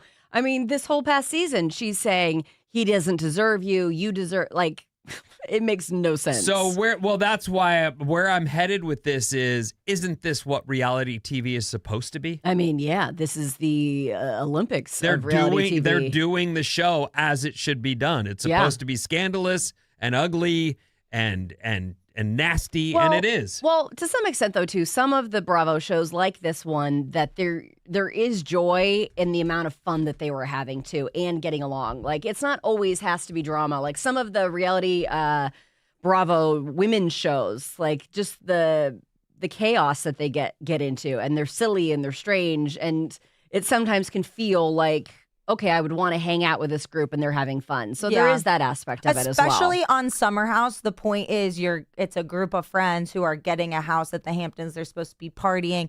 They're supposed to be hooking up. Yes, of course, drama is always good for the show, but it's not supposed to be contrived. These people are supposed to be living their real lives and they are friends outside of the show. So you're saying this group of reality TV stars, they were friends They were cast as Some a of friend them. group? Some of them, yeah. To the very beginning, that's how it started. That some of them, like Kyle and Lindsay, they had been summer housing together for years, which means you rent a house together on the weekend. How does a Bravo find out about this random group of friends that get a summer house? I believe Kyle pitched the show, is my understanding. Oh, and someone said, okay, a bunch of good-looking people in a summer house on where are they? The They're Hamptons. the Hamptons. But a lot of Okay. those shows, I think that's why even Vanderpump Rules originally, they were all waiters and waitresses at a restaurant, but they really had worked there together and they really had relationships to begin with. That's why they're saying right now that the Real Housewives of Rhode Island, which is a new franchise that they're doing. I love how you're looking at me like, yes, I tell don't me know more. anything about it. Nothing. That they have actual relationships, and that's why sometimes the shows are better because they're not being forced. These aren't, just work relationships where you're partying together. These are genuine friendships that have been around for years. Yeah, that's why Secret Lives is so good because Right. they all really know each other and are in the same community. There's higher stakes, which I think the audience feels. So Summer House last night, they defended the new relationship. They did what they showed last night, and there's 3 parts to the reunion, and I feel like they're going to do a little bit of Wes and Amanda in every part. They're like, Amanda seems to think she did nothing wrong, which I guess is her prerogative, but that just means she was never really a true friend to Sierra. Absolutely. Or she doesn't know what it means to be a true friend. Her defense was like, well, I couldn't help it. Like, I was developing feelings for him. None of you have ever been in this situation where you like someone who you're not supposed to like. And she acted like she couldn't help herself, which I get on one level, but to also not take accountability and to not be forthright with it is she's such a weenie. That's the part that I think most people have the issue with. Because I remember in my sorority, like one of the girls started dating one of the girls' boyfriends. And I remember telling my parents about it. You won't believe what Megan did to Cheryl. And I don't know their names. I'm making it up. But my dad was like, you can't help who you fall in love with. And I was like, shut up, David. But it's similar to that, but it's how you handle the it's how you handle it. circumstances. And I also don't really believe that it's love. I don't know if Wes is actually capable of being in love. I think he develops these strong emotional connections with lots of women and then moves on to the next one. Well, Like, don't you think now that this much of a fuss has been made, even if he wants to exit, he's a little bit stuck? Oh, absolutely. So, yeah. I mean, he's got to at least wait for the next season to move on from Amanda. Yep. Or he's not even going to be viewable. He was literally hooking up with somebody else, like while all of this was going That's on. At one least of one the- other people, one that's- other person. That's one of the bombshells that was dropped on the show last night. Oh, okay. He admitted he was also romantically involved with another woman, artist Maya. Maya Moreno, while things with Amanda were developing. He was wearing a tie that looks like a horse's tail. It is literally horsehair. Yeah. On Watch What Happens Live that she made. So And she brought it over the night before, and they spent Correct. the night together. And this was like in the midst of him and Amanda supposedly developing something together. he denied she was technically his girlfriend, but multiple Right casts. in front of Amanda, he said Uh-huh. that on the show last night. That's not my girlfriend. Not about Amanda, No, about the Maya. other girl. She's okay. She's very attractive. You know what? I He couldn't pulls find it. beautiful women. He really does. And so he How? denied that she was How technically does his he do girlfriend. this? He's funny. Ugh. I'm funny. funny. I'm not pulling that. He's a weenie. You're not that funny. That's the problem. He's really funny. He's I don't really see funny coming out of that guy. I was telling Maddie, you're he's got funny, but you're- he must have a swagger to him that you feel in person. He makes you feel special. I would have fallen for him hook, line, and sinker. That guy is my type to a T. Not physically necessarily because I like darker haired guys, but personality wise, I love that. West- and I what's hate that his about name? myself. West Wilson. West Wilson. So he said that he denied that she was technically his girlfriend, but multiple cast members, especially Lindsay Hubbard, pushed back hard and implied the relationship was way more serious than he admitted. And Jesse Solomon, who is one of Wes's best friends, I mean, they Not were anymore. like, right. They did everything together. They had a very cute boy Jesse and relationship. West. Yes. Romance. And why are They they had a broken up? bromance. Because of all of this, he became super emotional discussing how hurt he felt by West's dishonesty. off-camera interviews revealed that he cried multiple times during the reunion filming because he genuinely thought West would come in more accountable and honest. So, this has been similar to the Vanderpump scandal that happened back in the day, and that one of the guys, Tom, was aware of the whole cheating and facilitated it, and that is not the case, it seems, with Summer House, that Jesse was just as blindsided as everyone else. And Vinny, Jesse and Sierra are also really good friends, and they were all really good friends, so it's a big fracture to the whole friend group. And he had a crush on Sierra and brought it up to West, and West was like, that's really awful thing for you to do. That's my girlfriend. Right. So, hypocrite much? Yeah. So if Amanda, we're talking about Summer House now, which I haven't seen, so I'm asking questions just to stay up on this stuff. But if Amanda had said, I was into him before, and once he wanted me, I had to have it. Like, what if she'd been just super straight up? That is kind of what she said, but her tone is not good. Her tone is like, screw you guys. Like, I like this guy, and I'm allowed to do what I want. You're acting like I had an affair, and I didn't actually do anything wrong. She's literally not seeing that her actions were. She's like, I feel bad that I hurt Sierra. It's like, well, then why did you hurt her? You should have had that conversation and said, and it would have sucked no matter what. She had an opportunity to be upfront, because when all the rumors started swirling, before they put out their bogus statement, supposedly they had not actually hooked up. Liar. Yeah, she doesn't believe that. Absolutely You were not. taking the calls, but she was saying that there's no way you put out a press release if you haven't consummated the relationship one way or another. That's what's so strange, is why would you get to this point and be lying unless there's even something sketchier going on? Why wouldn't you just come clean? What if they end up happily ever after married? Will you guys eat your words? No, because it's still how they handled it. But if you're in love with somebody, no, and I guess said I don't that understand. when we talked about this a few weeks ago. I said, don't come for me, but I do understand to a point falling in love with someone and not being able to do anything about it. But you can. At this point, the way she's handling it is like, okay, she better be with him forever because she's losing everything else, and she has absolutely no backbone. Well, and I love the fact that she ran off and cried. I don't know if it was this past, or it was one of the teasers that they played. She cried. Being Amanda. She cried, and everyone on the other couch, everyone who's mad at them, was like, West, go after her. Go after your woman. And He's just a weenie. sat there. He is such a weenie. He said like 2 words all of the episode. I'm telling you, I just as a guy, and I'm not even watching the show, I don't know this dude, but I know what he did, committed him to he's now committed to Amanda in a way he probably didn't want to be. 100%. He didn't think it through, and now he's caught and has to at least hang out through this episode or through this series or whatever. Yeah. And then he can say, peace, it's too controversial. And I bet he's hooking up with other people too this He whole must time. be, Because I think he's addicted to hot women. Right. Once things are like that's what I was trying to say about getting back with someone. Once it feels shameful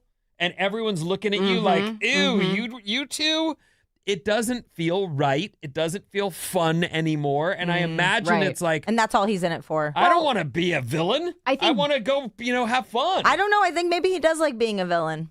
I think both of them are in it, a large portion of it, for the clout, because that was his part of the issue with why he wasn't with Sierra after the show aired, is that he had all these women throwing themselves at him. So they both want this fame. I think she thought that Kyle was going to be out and that West was the new hot thing, and that's why she attached her wagon to Kyle's star to begin with on the show. She wanted to be on that show. She kept showing up, embarrassing herself, but she got that prize, so to speak. And this is Amanda you're talking about. Yeah, with Kyle Way initially. back in the day. Way back in the day when Kyle was, she was a booty call, but she was persistent. Maybe that's what she's always wanted, is fame. She's I think certainly there's a got portion it now. of it. Yeah. Oh, Summer House. 2 other things I want to say quickly about Summer House before we move on. One, Kyle is still being very supportive of Amanda, even though obviously they're on their way to divorce. And I think that is Kyle and Amanda are married? They were married. They're separated. Oh, and they're on their way. And Okay. I see what you're saying. prior to this all happening, everyone thought that Kyle was going to have Kyle behaved horribly this season. But you see it now that Kyle knew something was up. He didn't know this, but she was not. She was. I wouldn't even blame Wes for what happened in their relationship. They should never have gotten married. Agreed. They're both to blame for their horrible relationship. But I do really like how he's been handling himself and supporting Amanda since all of this has been going on. Even last night, Sierra said something to Amanda, and Kyle was like, "Hey, that was a little harsh." And I love that's really nice. The other thing I want to say really quick is that Lindsay Hubbard is an absolute queen. She showed up at the reunion in a red dress. She owns the stage, and I love how far she's come, and I respect her so much. Lindsay Hubbard. Yes. Who the hell? I can't even get into that with you right now, Vinny, because we're gonna start losing people. 415. Man, now I know how listeners who can't stand Survivor feel. That's a fair point. Fair point. Sorry. Well, next week on the reunion, they're going to be focusing more heavily on the Carl and Lindsay drama, plus even more fallout surrounding Amanda and Wes. So you have plenty of time to catch up. That's Lindsay That's Hubbard? Lindsay. Okay, Yeah. she's pretty. Yeah, she's very pretty. And she's been there since the beginning. Kyle and Lindsay are season 1, day 1. She seems, I don't mean this in a negative way, but she seems older than the She rest is. of them. She just had a baby, too. And she's with who? No one right now. Who gave her a baby? Her baby daddy and her broke up. Oh. But her and Kyle, or sorry, not Kyle, Carl, who was also on the show, they were engaged, and that ended, and then she became pregnant soon. It's soon definitely after. not his baby. No, it's not. Oh, but he's boy. been super supportive of her. Okay. It's a lot. If you don't follow the show, I get it. But you should, because it's an excellent show. All right. This is high quality television, Oscar caliber. I might be exaggerating a little They bit. say here, one of the stories is Lindsay Hubbard, reunion MVP. Yep. You She's a feel queen. it? She's a Okay. queen. All She's a right. girl's girl, which is more Now, than I can say. now. Well, She- that's true. she- You're right. She hasn't always been. My bad. Yeah. You guys want to move on? You got one more? All right. Should we do Little Wayne? Oh, yeah. Little Wayne has gotten engaged. He quietly proposed. What? Yep. Earlier this year to his longtime girlfriend, and he apparently intentionally kept the relationship extremely private, which is why fans were blindsided by the news. They were like, what? Who is he even What? seeing? What? And the internet immediately went into, meltdown mode with longtime fans joking that they are not okay. What is he, like 5'2"? I don't know anything about that, but he has a great commercial. I don't know if it's for Amazon, but it's one of those where he's talking to one of the AI voices, and they're talking about a party that's coming up, and it's actually for his niece or someone, or maybe his daughter. I don't know, but and the voice goes, and so do you still want the dancers? And he goes, cancel. No, don't cancel the dancers. Move them to another day. I don't know. It's very funny to me, but I just got a little window into what that guy's life might be like. Maybe it's all fluff. I don't know. I have it if you want to hear it real quick. Look at you. How do you have it? I find things. He's a professional is what he is.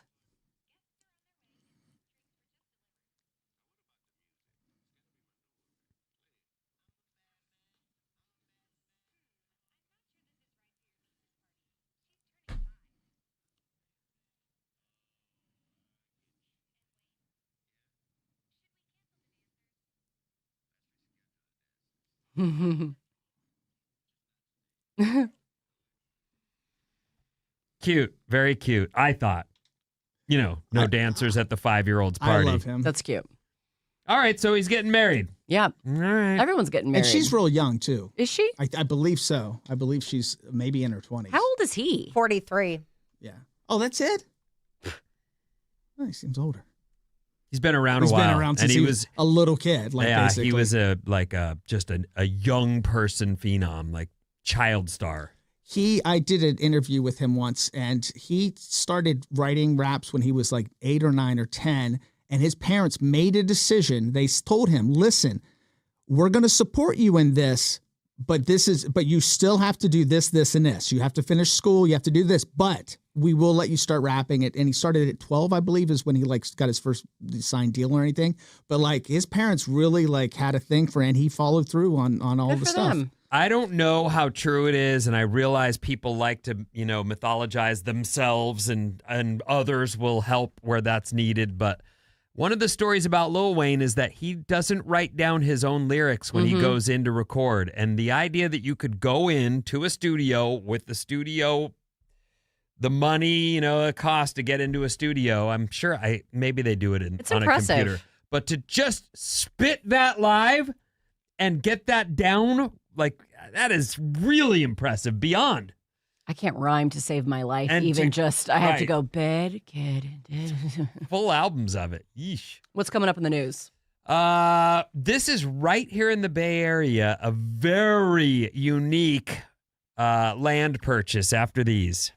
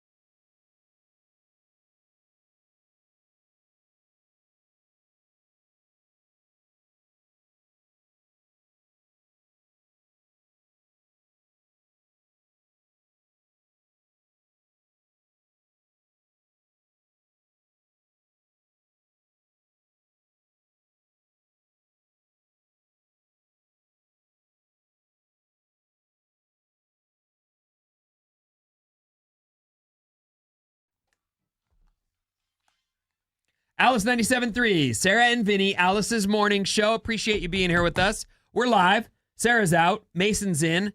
And we're doing news for you now. This Alice Report is brought to you by Fremont Bank.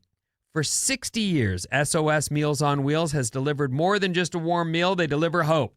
That's 60 years of warm smiles, wellness checks, and unwavering care. And Fremont Bank is proud to stand behind SOS Meals on Wheels every step of the way. Join us in celebrating their incredible milestone and the difference they make in our community. Visit SOSMOW.org today. Thanks, Fremont Bank. This story I'm doing, we don't usually do the hard, scary news, but I was just walking down the street the other day and posted from Stevens Creek. I'm walking down Stevens Creek. I got my cars getting worked on. And I'm walking over to Valley Fair Mall. One of your best posts. I thought it was a really good post. I enjoyed it as well, but of course Bob just laughs and laughs. Crapped all over it. Laughs and laughs. No, I just said LOL. Yeah, but I know what you meant, which was what a crappy post. This the one where you just took it from the sidewalk? Yeah, well, I was. What's wrong with that? I was on the sidewalk. He's doing content. Like, Yeah. that should, if you were on the beach, yes. A beautiful surroundings, you can get away with that. But it was a concrete jungle. Well, all right. So I'm walking to Valley Fair Mall to go to the food court. I got some spicy chicken and rice at the Thai place. Anyway, this is right in the same spot. A possible road rage incident ended in a shooting Tuesday afternoon. That's yesterday at Valley Fair Mall in San Jose. Officers were called to a parking lot just after 4 p.m. for a report of a person that was shot. They arrived to find the victim suffering from at least one gunshot wound. The victim was taken to an area hospital and is in stable condition. They have arrested, and they're calling it a road rage incident. Road rage incident. This is so scary to me that areas that lots of people frequent. That is Santana Row Mall, Valley Fair Mall. It's families, kids.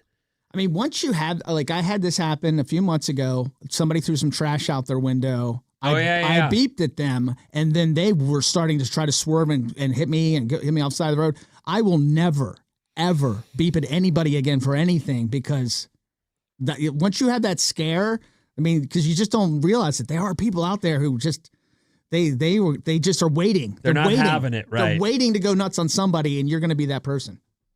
Yeah, so I just thought I'd mention that real quick. They did arrest the person, it looks like, but shooting over what's the matter? Nothing. Well, you've got this smile on your face, like something's going on. I'm a horrible person in the car. I rage in the car. I'm a horrible person. I wouldn't shoot anyone, but what?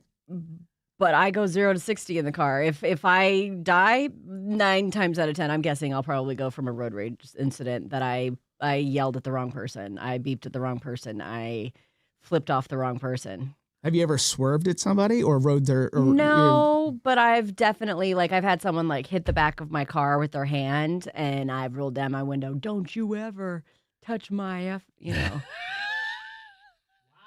Oh yeah, I would not be surprised if one day my mouth got me in trouble. And why do you? So you're saying that, and you've got a smirk on your face, but is it just a temper problem? It's or a temper what is this? problem in the car. I don't really have a temper anyplace else, but in the car I go 0 to 60. Like, wow. I rage. I hate being inconvenienced in the slightest by people not doing, below the speed limit. I'm a horrible person in the car, and I recognize that. Well, be careful. Yeah, I know. I know. It's really, that's why I did the story. Be careful out there. I know. That's the point. I need to be a better person. That's what I'm working on day by day. A bizarre real estate listing in San Francisco has gone viral because the parcel of land is underwater. Oh dear. The asking price was $250. $250 million? No, $250. Oh. For a 5,000 square foot piece of fully submerged land. It wound up selling for $800. The lot sits Even in this market, it goes for more. The lot sits near Candlestick State Park and Hunters Point Shipyard. You know where that is. Candlestick is no more, but that was the spot that, we all watched the Niners play for many, many years.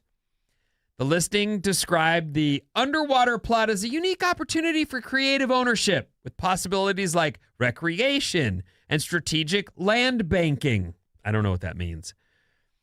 Apparently, there will be more of these underwater lot offerings near Hunters Point, and they're expected to hit auction soon. What they say, as I looked further into this about it, is these spots were like, you know how you hear the marina was kind of built up on a dump yard? Yeah.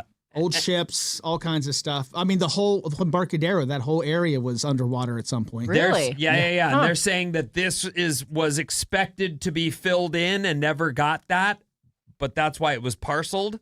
So it's underwater. So you could fill it in. Could you?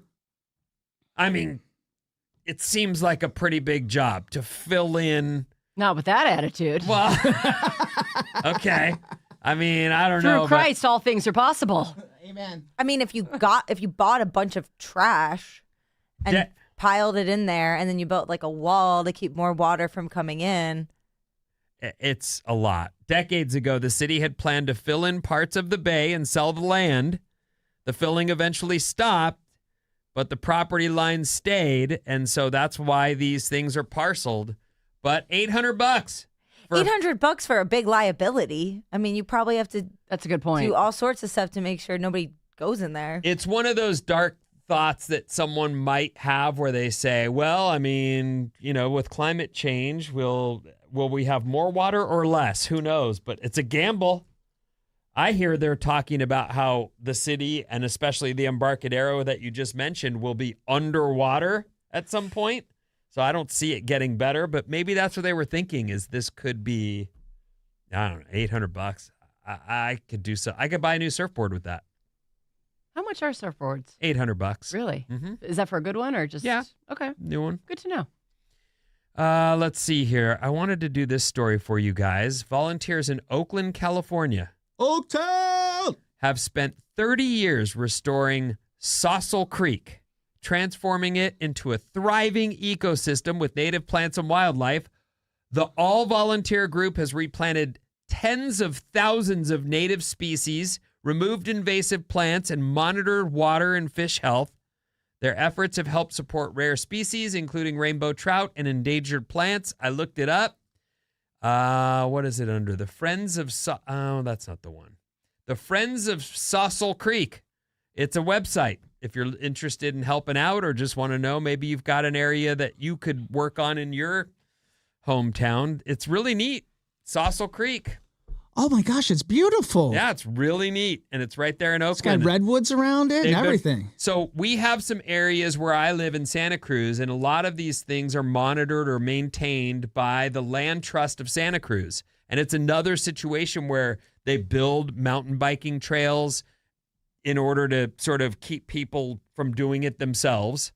Mm-hmm. And they also protect and block off people from going off the paths so that they can keep the plant life healthy and booming. And I think it's really neat. And so Oakland, way to go. Go Oakland. Saucel Creek is thriving. Check it out. I mean, if you're in Oakland or Alameda. I know, right there. Let's see here. Next story. A man cut pickleball and tennis nets because his summer was ruined. By the pickleball players, I bet. Listen to this story. A 31-year-old in Pennsylvania named Saif Kaleem is facing charges after police say he vandalized the pickleball and tennis court nets. There's surveillance footage allegedly showing him cutting the pickleball net, and he was caught vandalizing the courts at another park 2 days later. They zeroed in on him after getting tips from the community and confronted him at his home, and he said, "I did it." When asked why, he said, "I suffered a pickleball injury and my summer was ruined, and so I was angry." So he ruined the courts for everyone else. Why is that funny? I just pickleball people. They just. It's the pickleball people? Yeah, they're just all. They're loud and they're obnoxious and they just don't need to be on my tennis courts. Get away. Go away. I cut down the pickleball court. Don't do that, please. I'd call the cops on you. For my stamp party people, and I know you're out there, probably over 70, but who knows? Oh, like stamps. Stamps. Not like stomp. No, stamps.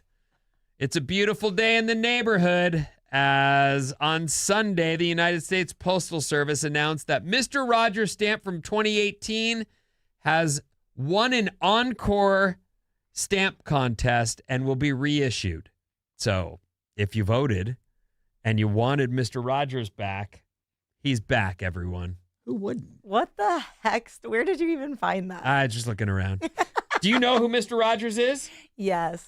Come I can't say I on, ever of watched course she him, does. but I'm familiar with his game. I didn't really watch him, but I'm certainly familiar with him, but I'm of his era. So Well, I don't know why my you'd neighbor. know. Why would you know? That's a part of pop culture still. Okay. And she's tuned into pop culture. She's got her finger on the pulse. I try. I don't know. The Don't know what that was. Couldn't What do tell you ya. mean you don't know? You both just did the same thing. It was crackhead behavior. I don't know. Okay. I've never done crack. I haven't either. She prefaced it, so then I had to. Did I scare you? Well, no, I mean, you just told us that when you went to that wedding last weekend, you stayed up all night. Yes. So she had to have done crack because Yeah, she no, stayed come up. on. I mean, there must have been some substances involved. Was it coffee? Lots of coffee. Okay, sure. Just trying to get her in trouble with the popos. They're constantly asking me these questions. They want you to be drunk. They can't believe that I can just have fun with my pure vibes that I bring, the I believe life it. force coming out of me. Do you believe it? For a lot of the country, school's already out. For some of us, the countdown is on. My kids, I think, finish next Friday. So this week, next week, school's out for the summer. Parents are tripping. This is the time of year when everybody's got to find something to do with their kids. Otherwise, no work's getting done. Oh, my mom was always so excited for me when it was summer. She's like, I can't wait for it to be summer. And then what was your deal? Did you go to camp? Yes, I went to camp. My mom was like, you don't have to go if you don't want, but I don't want to be by myself, so I always went to day camp. But so she's saying that, but she wasn't planning to entertain you. I remember when I was in first grade and I was really stressed out, and my mom kept saying like for weeks, oh, it's almost summer. Don't worry. Summer's coming. I'm so excited for summer. And then I found out that she still had to work. I thought when summer came, we were going to get to hang out together the whole time. I was so upset. Yeah, she's got to work. So Yeah, I didn't know. I was 6. What do you do? I can't remember what. Because my mom was a teacher, so she was out when I was out. But there you go. What do parents normally do when you still have to work, but the kids are too young to be by themselves? That's what I'm saying. You either have to go to summer camp or you have to plan family But trips. that costs where money. Yes. So what do you do if you don't have money to afford? The kids spend their summer alone Yeah. at the house watching a screen. Hey, I wouldn't be half as funny as I am now if I hadn't watched as much TV as I had. Well, I mean, It's called research. part of that is I think sometimes you feel like a sitcom has a certain specific standard that has to Yeah. be kept up, but they're not watching sitcoms like you probably were. They're watching YouTube. I was watching and Roseanne. You don't know what your kid is watching. True. The dark web is out there too. Well, let's hope they can't. I mean, I can't find that. I can't get there either. I don't know where to I'm go. sure if I put my mind to it, I could do it, but I don't want to. Although, you know what? From out of nowhere, my kid, who is now texting, she doesn't have actual service. It has to be on Wi-Fi. Okay. But in the house, she can text, and she texted There's me. Wi-Fi everywhere, by the way, just so you know. I've just, she changed my background screen. Like Cute. when I went to her, like when I pull up her, like I'll give you an example. There's Your conversation. yeah, our conversation, that's black, okay? It's just blacked out background. When I pull her up, it's a Oh. picture from her. Yeah, you can change the settings in the group chat Is that settings. new? What? You can How name can your I chat. change? I want to change it back. I don't want her to be able to put stuff in my phone. No, it's your group chat. It's not in your phone. It's in your group chat. Oh, it's the group chat. Gotcha. It's okay. I don't want it. It's your daughter's But she's- beautiful face. I know, but she already figured out how to change stuff. Well, Like, that is get used to it. crazy. I'll show you. Okay, thank you. My parents just got iPhones, and let me tell you, that was an ordeal having Oh, to you go to over to train their them house. up? Oh my God, I wanted to just. Oh my God, I can't imagine switching to iPhone in my I 70s. know. From and I what? get phone calls. They What? had Androids. I don't know, whatever they had. I mean, it was a smartphone, but not like a flip phone or anything. Isn't but iPhone easier than Android? But It if you're so is. used to the one way things Right. work, and then you move to it's a different something interface. else. I don't know. I want it. They call me and they get upset if I don't drop everything to come see them and help them. Are you an only child? Yes, I am. It makes Pressure's on. Yeah, it explains a lot if you really think about it. It does. Yeah. 800-400-3697 is our number. I want to make room for a few texts here. Let's see what the people have to say. Maddie's on the show. Got a lot of text. 650. Some schools have summer camps that are grant funded and free for families. However, good. space is limited. 650 also says SF Zoo Camp still has spaces for kids pre-K through 6th grade. Oh, I love this. All of this stuff is like, if you have kids, you've already started this process. Or I would think you have, where you start going, I've got 2 whatever months to fill, and you start looking at calendar. Okay, I can get camp for 3 weeks, and then maybe a visit from Nona for 2 weeks, and then you're just trying to piece together some way to keep your kids That's gotta be entertained. stressful. I It's bet- not easy. I bet our wonderful sponsor, the YMCA, has a lot of camp options They have too. a lot of camps. Nice.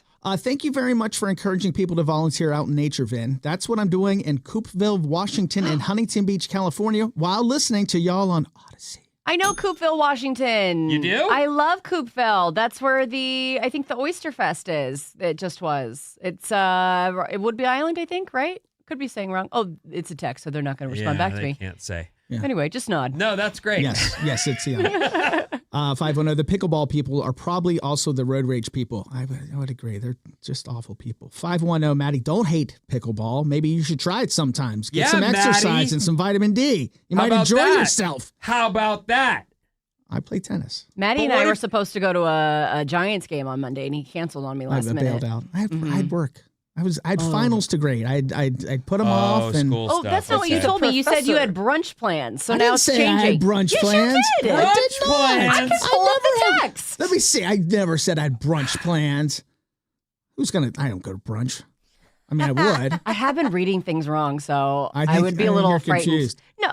Oh, it says a bunch. Oh my God. I have a bunch of stuff. I that's- really need to get my eyes checked, you guys. I literally thought it said brunch plans. That would be so funny to cancel on someone and be like, sorry, a really good brunch came up. I can't pass it up. I'm I've sorry. been craving waffles. That's why you were kind of giving me the I side eye. all am week. dead. I have got to get my eyes checked. I literally thought you had brunch. Nope. 707. I don't own property in California yet. There's my chance with the underwater stuff. $800. You got Yeah. some underwater land. Well, this person says that 418 that the land is built on areas that need to be cleaned up. So if you buy the land, you might have to clean up what's underneath of the water there. I mean, I can see why someone would say for $250, why not? Like, whatever it becomes, it's yours. But you got to have that kind of money to throw away, because I don't see it anytime soon. 248. I'm actually bummed out by how many sports camps we've scheduled for our 4 kids. I'm on full-on taxi this summer. Yeah. Why can't they just hang out at the pool? Yeah, I want my kids to do art at home. I don't want to be driving you someplace, especially at 5 a.m. Hopefully Waymo can take my kids wherever they need to go by the time I have them. Bye. Mommy loves you. Kisses. 707. Note for Mason's next boo. Always drive. Never be a passenger. Princess in the car. Kidding. Yikes. I mean, you got a look on your face like you just felt. I feel guilty, incredible guilt. I mean, I'm screaming at little old ladies. I looked over and you had a devious smile on your face. I'm thinking, what is she tripping on? But okay. I was like, I am the horrible person that you were talking about. all right. 510. Hey, everybody. Don't forget about the libraries. They have all summer reading challenges that give free books out to kids. And you can watch movies and stuff there too. You can rent movies. It's true. Mason, yes, they are on Whidbey Island, by the way. They did Yay! I text love back. Whidbey Island. Hey, before we tap out, because we need to, and Mason's going to do trash, we should remind everyone what Bob's Movie Club is real quick. What is that? Ferris Bueller's Day Off. Tomorrow we're talking about it, right? Yes. So it's Wednesday? Yeah. We got to get that done. I got to do my You didn't watch homework. it? I watched it last night, and I'm so happy that she picked it. It's on Paramount good. Plus, right? Yeah. I can watch it there. You can also rent it anywhere if you don't have Paramount Plus. I've watched it before, but I'll watch it again. What's coming up in the trash, Mace? How much money would you pay for Sydney Sweeney's bathwater? You'll find out shortly.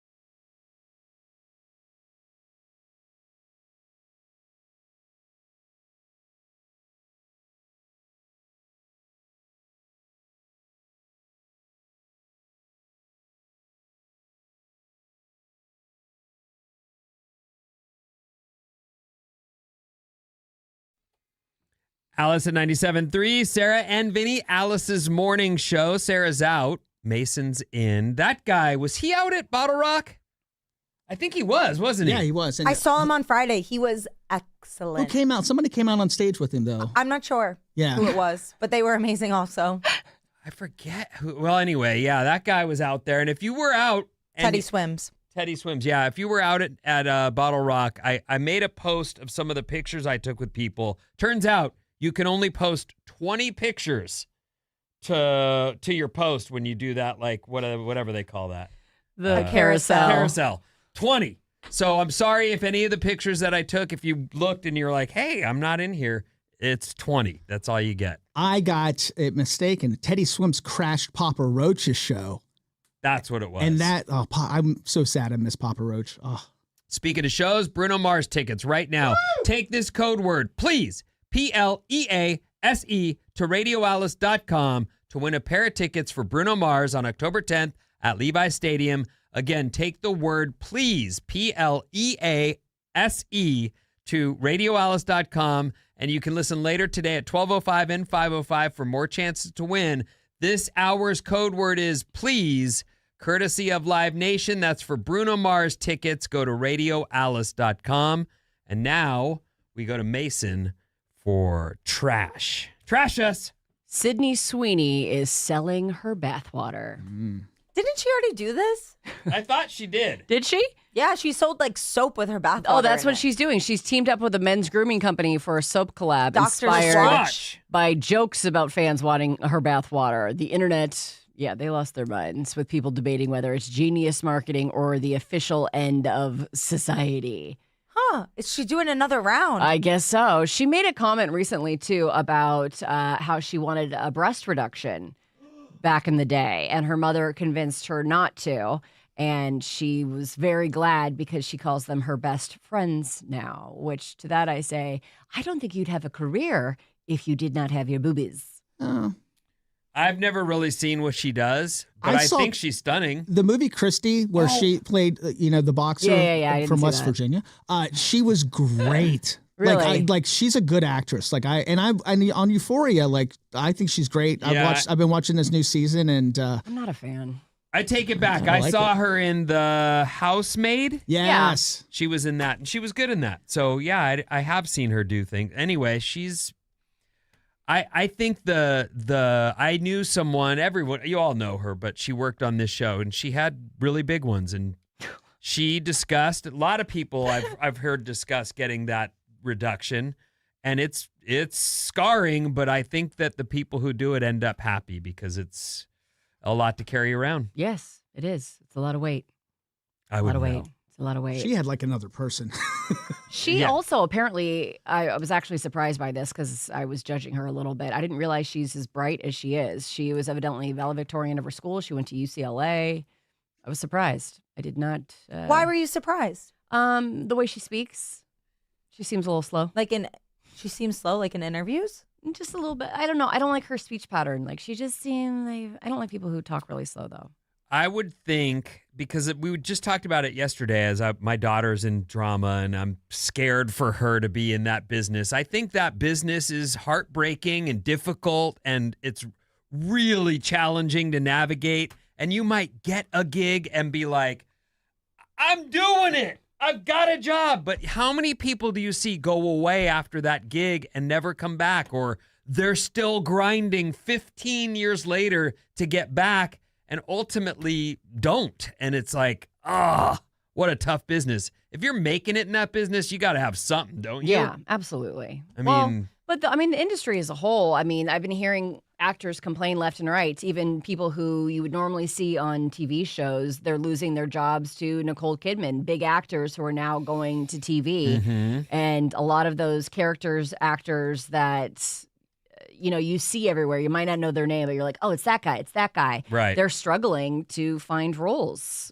It's the same thing of like, a lot of hosts for things are now comedians. It's just, they might hire someone to be a game show host that doesn't, that's their thing, and now they're hiring people with other skill sets because they're looking elsewhere because of their field. You'd think with all of the entertainment and all of the streaming and all of the shows that none of us can even kind of keep up with, that there'd be more than enough work for everybody, and yet still crying poor. It's crazy. It sounds like everybody, for the most part, except for those millionaires, are struggling to some extent. Although I do love, what did Jeff Bezos say recently? He goes, it's so awful that, a nurse who makes $75,000 has to pay $10,000 in taxes. And I was like, yeah, that's what we've been saying.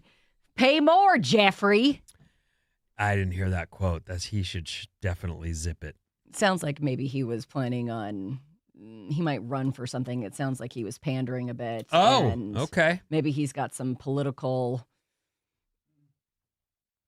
I was reading that wife of his, who was some kind of a reporter at one point, she was in the media. Is it Laura Sanchez?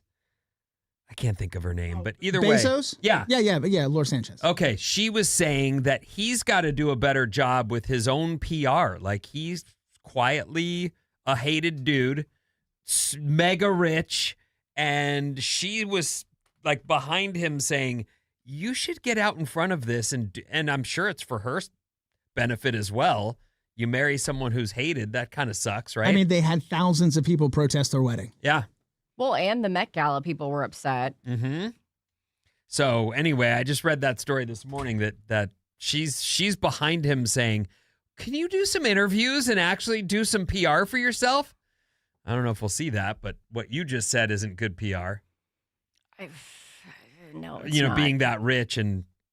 Well, his ex-wife, the amount of money that she gives away and helps, when you have that much money, I mean, even if you're an egomaniac, like, can you imagine, like, ending world hunger? You have that in your capability, and you're not doing more good with it? Like, you want to be worshipped and adored? Go do something huge like that. His ex-wife is incredibly impressive.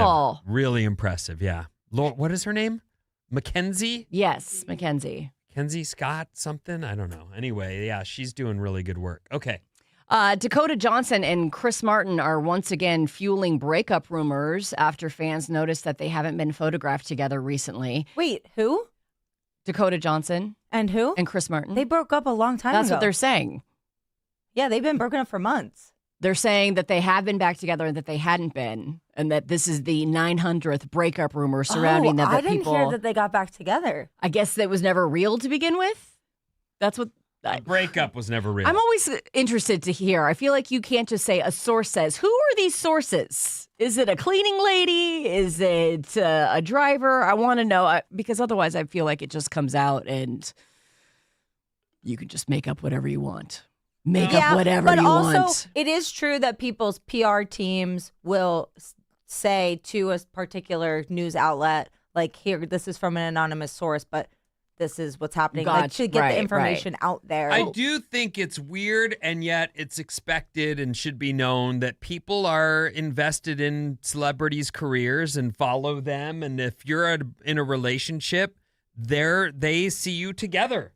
And it's you have to be careful how you put out the press releases and all that stuff, because you don't want to have your audience kind of turn on you, whatever that gig might be that you do. There's no doubt that a famous person dating another famous person is interesting, and like that fuels both of your careers. Yeah, I agree. And I think that if there's something out there that you've got to be broken up and someone's trying to move on, you've got to put out a press release and handle that carefully. It's a thing. Have your PR people look it over, West and Amanda. For real. Drake has 42 songs on the Hot 100 this week, including the #1 song, Janice, STFU. That's the most simultaneous songs on the chart by an artist in history, which I think means he just surpassed Michael Jackson. Isn't there a story that Drake is in trouble for sort of somehow manipulating the charts? Like, he has bots playing his music all over the place. Is that sounds familiar? Something with Spotify? I can't remember. Sarah would know, but she's not here. Sorry. No, she told me a story like that at one point. So There are two notable class action lawsuits filed in 2025 involving Drake and Spotify. Drake himself is not the defendant in either case, but his streams are the focal point. The claim is that on behalf of artists and rights holders, there's streaming fraud going on, basically. And also, Drake alleged that his own music group used bots to boost Kendrick Lamar, Not Like Us, which is a smash banger. Everybody, people don't have to rap and love that song. But that was one of his allegations. Remember when he was suing his own record label? Mm-hmm. Yeah. I had not heard that either. But any Drake fans here? I like his music. Back in the day. You like it? I like his music. Okay. I loved him on Degrassi. You did? Oh, yeah. I like it when he acts better, probably, than he sings. Hotline Bling? I love Hotline Bling. Okay. I mean, that song's going down in history somewhere deep in the internet. Okay. The All-American Rejects are calling out the music industry for astronomical concert costs, stating that headlining artists need to take blame instead of just pointing fingers at corporations like Ticketmaster. They are arguing that huge headliners have the ultimate power over their ticket structures and that they shouldn't set a lifestyle of extravagance that forces fans to drain their bank accounts. I mean, how much was a concert ticket in the early 90s? $20. $20? Yeah, I mean, I still have friends in radio who post old ticket stubs, and they probably got the tickets for free, but the price is listed. Yeah. $13.50 or, $20, whatever. But that was a lot of money then, though. You would definitely be like, oh, I got to save up. I was a kid. I didn't have dough. Did artists play stadiums back then? Oh, yeah. Yeah. Mm-hmm. I mean, the Beatles' last show was in... Here. Yeah, Candlestick Park. Mm-hmm. But I think like Beatles, yes, but I don't think the smaller artists were doing, as big of... Post Malone was having a hard time with his stadium tour, which was called what? The big ass stadium tour. And then they couldn't sell tickets to the show. Well, look, I'll give you an example. I wasn't in radio. I had nothing to do with, I hadn't even thought about it yet, but I was working for a ticket agent who, during the 80s, it was Prince Purple Rain Tour, Bruce Springsteen Born in the USA Tour. These were mega tours. They were impossible to get tickets for. This was before you could buy stuff online, obviously, so we would go and spend the night.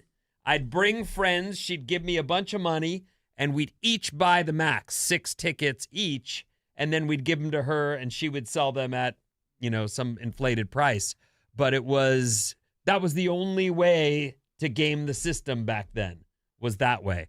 But sure, Prince Purple Rain, it owned the 80s. Yeah, but now it's not yes, obviously scalpers, bots are a big issue, but even the upfront ticket prices are incredibly expensive. Right. That's why Harry Styles is under so much fire, because his tickets were, the face value was really high, and people are going to be more critical of, are you providing a performance and an experience worth that price when it cost me $300 to get in the door after, going through the whole. But on the Ticketmaster flip thing. side, most artists these days aren't making the money on music like they used to. No. They're only making money touring. That's one of the best points you could add to the conversation, which is record sales are non-existent.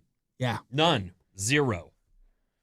I pay that, I was buying records still, and Sarah would go, you just pay the monthly fee and then you have all the records, Vin. What are you doing? And eventually I went, I'm a donkey. Well, there is something to be said to owning something physical, because Spotify goes down tomorrow and you won't have it. Which reminds me of something that makes me very angry. Oh, this will be good. Thank you so much for letting me rant. I realize I'm a very angry person every time I get on here. Did you know that when you buy a movie on Amazon or any service that you're purchasing, that you do not own that movie? Yes. And that if they take it out of their collection, you no longer have it? And so if you spent $25 on a movie and you go to buy it, nope, you just have you're basically leasing it. Yeah. Which makes me very angry, because I thought to myself, I was like, I know I bought this. What happened to it? No, whatever service that you are a member of, in the case of the cable company, Xfinity, I own a lot of movies, and I've been with Xfinity forever. But if I were to quit them, those movies wouldn't come with me. When I moved to Dallas, they didn't have Xfinity. And Right. so I lost a bunch of stuff. So I was like, okay, well, I'm going to be smart. I'll buy them on Amazon. I'll have them forever. Not the case. I didn't know that. I didn't either. I thought once, like an Amazon service, I think is pretty safe to say they'll be around. But if it's all about licensing, because, a lot of movies, they'll be like, oh, it's going from Netflix, it's going, and they Right. move from different venues. It's BS is It what it is. is. Just one way of keeping Well, the you little do man hear down. people, like young people now. I'm not around young people. Bob Hello, might know. us. Don't look at me like that. That you hear people buying physical media. Yep. And it's a kind of a trend among young people because they'll actually own it. So, Yep. Okay, good. iPods are coming back. I kind of want one. You can buy those too, by the way. They are like, I don't know who bought them all up, but someone bought them all up and they're available online. So you can get an iPod. I kind of want to get a VHS player because I have a movie that I really want to watch on there. I have lots of VHS types I'll give you if you get a VHS player. Okay. Yeah. I keep everything.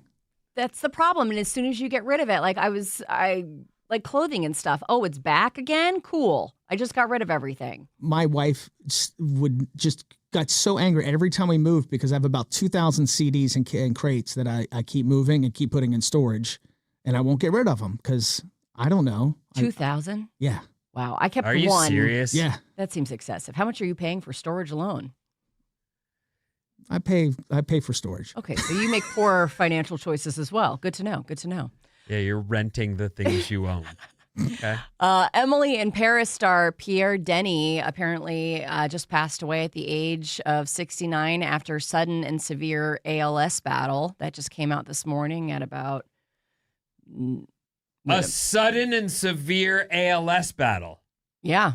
I didn't know that was a thing I either. didn't I thought either. it was Wow, a that slow is- and Mhm. that's sad. Which one was he? Pierre Denny.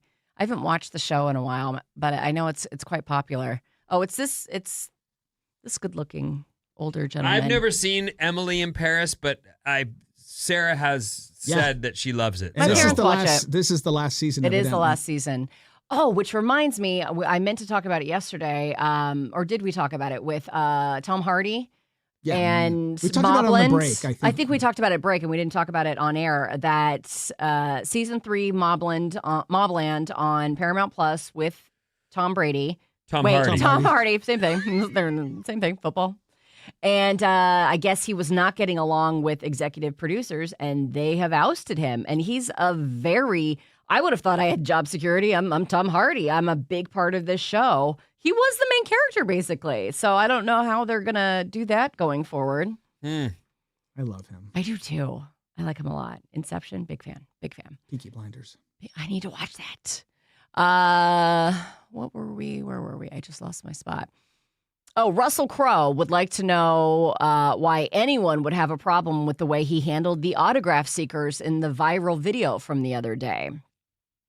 We talked about that briefly yesterday. We did. So what did he do? He yelled at them and said he won't didn't sign their yell. stuff. TMZ had his big headline that was like, he blew up at them. Well, number one, they weren't fans. They were autograph hounds, which Right. those are the people who get autographs as a living and sell them. I have a friend who has made a fortune Really? from autographs, mostly from astronauts, and he pretends to be charities. He does all kinds of things to get in and get these autographs. Straight to hell. And he's made a living off of this. You cannot say you're with a charity. Oh my God, the karma He's not for a that. good dude, I will say.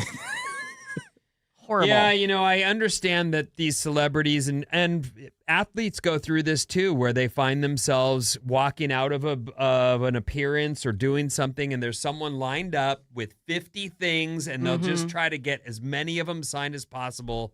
And the athletes have gotten wise to it and realize, I'm not getting paid on any of this stuff. This isn't a kid asking for you to autograph a T-shirt or something. It's a dude in business, And like your buddy. my friends that are played in the NFL and do autographs, that's how they make a lot of money after they retire, is doing Right. autographs. They'll always make sure you get the name on there. So what's your name? And they put the name on it plus their signature because it's not as valuable. It's Smart. not as valuable can't as just sell a it. signature. Right. Okay, Exactly. Michael. Yeah, give me your name. That's interesting. Well, is it still like a booming business? And I feel like that might be something that people wouldn't, and it's easy to forge. Like I feel like I could go say, this is Vinnie's signature. I could get some tracing paper and I could really go to town and make some that's not a bad idea. You know, one of the things I think that's in among the general public is that the selfie has replaced the autograph. And rightfully so. Like, what are you going to do with some dude's name on a napkin? You know, like you had a bump, you bumped into somebody, whoever, Sean Penn, whatever, and you've got whatever you got. Can you sign this? Now you got a napkin with Sean Penn's name on it. There's no point personally for you to keep that. But if you get a picture, that's kind of cool, right? I actually even think that the picture, I totally understand why people want it, but for me, I'd rather have that moment of talking with somebody the memory, than sure. a picture. Mm-hmm. Yeah, a connection. That's kind of how I feel. Oh, I shouldn't say this, but I'm going to. That's kind of how I feel about concerts, too. I would rather meet a celebrity for like 2 minutes than go sit in a nosebleed section to see them perform when I could listen to their CD or something in my car. Not their CD, you know what I mean? Interesting. I don't agree with that. I mean, I know you the do. music is a whole experience, but you're also creating connections with all the people around you when you're at a concert. I was telling Maddie that I was like, my memory is so bad that I forgot like some of the concerts I've even been to. I was like, oh, I should go to Justin Bieber. I've already been to Justin Bieber, and I forgot. Remembers. Your soul remembers. What is your favorite show that you've ever been to? And you are in the radio business, so we're judging you. Okay, there's probably 2 or 3 of my favorite concerts. I love this. Are not ones you would this. expect. Okay, one of them was Michael Bublé.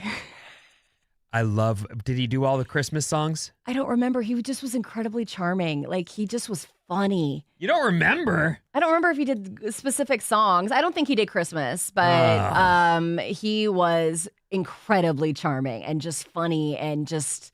He lit up the room. He did. Were you there with like a date? I was with a guy friend of mine and a couple of girlfriends. Oh, okay. Yeah, and I did get the tickets for free through work. And then I saw Neil Diamond with my dad. Aw. You are a lounge lizard, aren't you? I grew up listening to like Neil Diamond and the Kingston Trio and I'm trying to think who else. Peter, Paul, and Mary, and that's what I listened to grow up. I didn't listen to Madonna. I mean, I listened to Madonna, but not like other kids or New Kids on the Block. I listened to what my parents listened to, the Supremes and, you know, oldies and Otis Redding. What's yours been? Well, I've seen a million shows, and I'm really grateful for all of them. What stands out to me, I'll give you a couple. I went to go see Muse and was like... I was at that show. Meh. I don't know. I'll check it out. It'll be fine. I like them. They're fine. They're decent. And that English dude, the guitar player, what's his name? Bellamy? Yeah. Matthew Bellamy, I believe, the lead singer of Muse, is a freaking rock god. And I say that having seen, I don't know, 200 to 500 shows. That dude took my head clean off. I've never seen anything like it. In a good way. In a great way. They were amazing. I love Muse. Now, going in, I was up, meh. I was exactly the same way at that show. I was like, I knew the songs from the radio, but like when they came out, it's one of those bands. Some bands come out and you're just like, oh, this is good. I went into that with like Imagine Dragons and I was impressed with them that they did a great job. And I didn't know what to expect. And that stadium show, like they rocked that and I guess we were at the same show then. Yeah. It was a Live 105 Live thing. 105 thing. Yeah. That's when I worked there. Another one that I saw recently that kind of took my head off and I didn't know what to expect was Blurry Face. Who's that? 21 Pilots. 21 Pilots. I couldn't believe it. I went into that one kind of going, meh. And they owned that stadium in a way that I can't even believe they were good enough to like, he worked the whole stadium.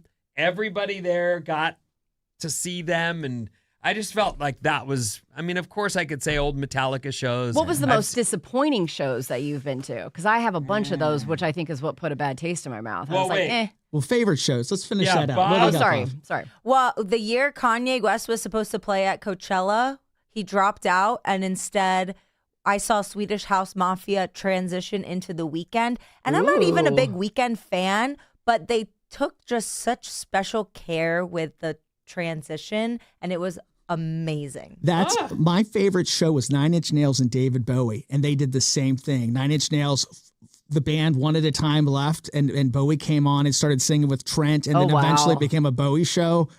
That's really cool. I got cold chills talking about it. I get it was, that. Okay. It was like, That sounds this is very historic. cool. Yeah.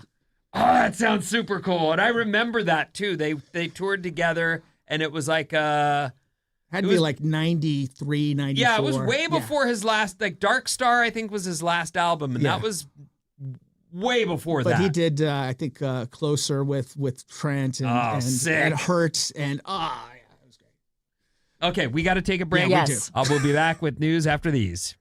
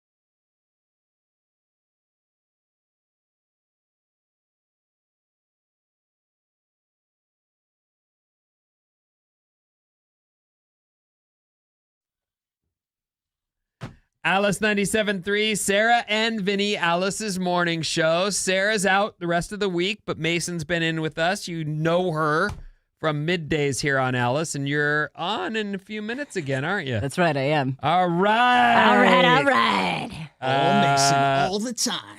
Blue skies overhead in downtown San Francisco, although you may see some clouds out there, and snow was reported yesterday and this morning in Tahoe.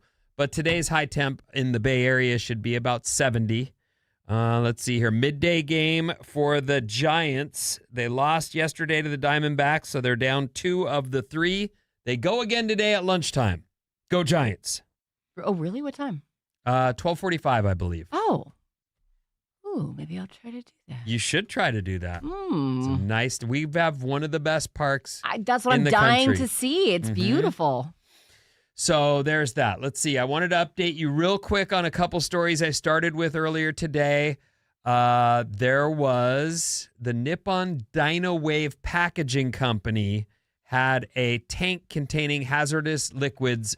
It imploded yesterday. And there was one initial death and some injuries. 9 missing. They're now saying there's no hope for survivors. So that's the update. Sad. Terrible, terrible news out of Washington State, Longview, Washington. I wanted to do this, and then we'll get to the worst shows we've seen. Although Most disappointing. Yes. disappointing. Disappointing. High expectations. I racked my brain, and I'm coming up I keep thinking of shows and going, oh, the time I saw the Red Hots, Nirvana, and Pearl Jam before they'd even released records, the 2 Seattle bands, it was epic. I saw Pearl Jam in Seattle before they were, or I think they were just breaking. Out, I think. I mean, what year would you say? I think I saw them probably 91? 90, 91. Okay, then never mind. They were big already. Okay. Yeah, that show that I saw, Pearl Jam opened and Eddie Vedder climbed into the rafters. Is the way up into the 50 feet in the air on an I-beam, just shuffling along, and they've got the spotlight on him, and he's telling him, throw me the mic. And I'm going, this guy's gonna die, and I don't even know who these people are yet. And then Nirvana comes out, and I'm on stage. So this is back when radio was like, you could get around. And I'm on the stage watching Nirvana play, and I'm going, oh my God, these guys are amazing. And I just seen Pearl Jam kill. And right next to me is Eddie Vedder.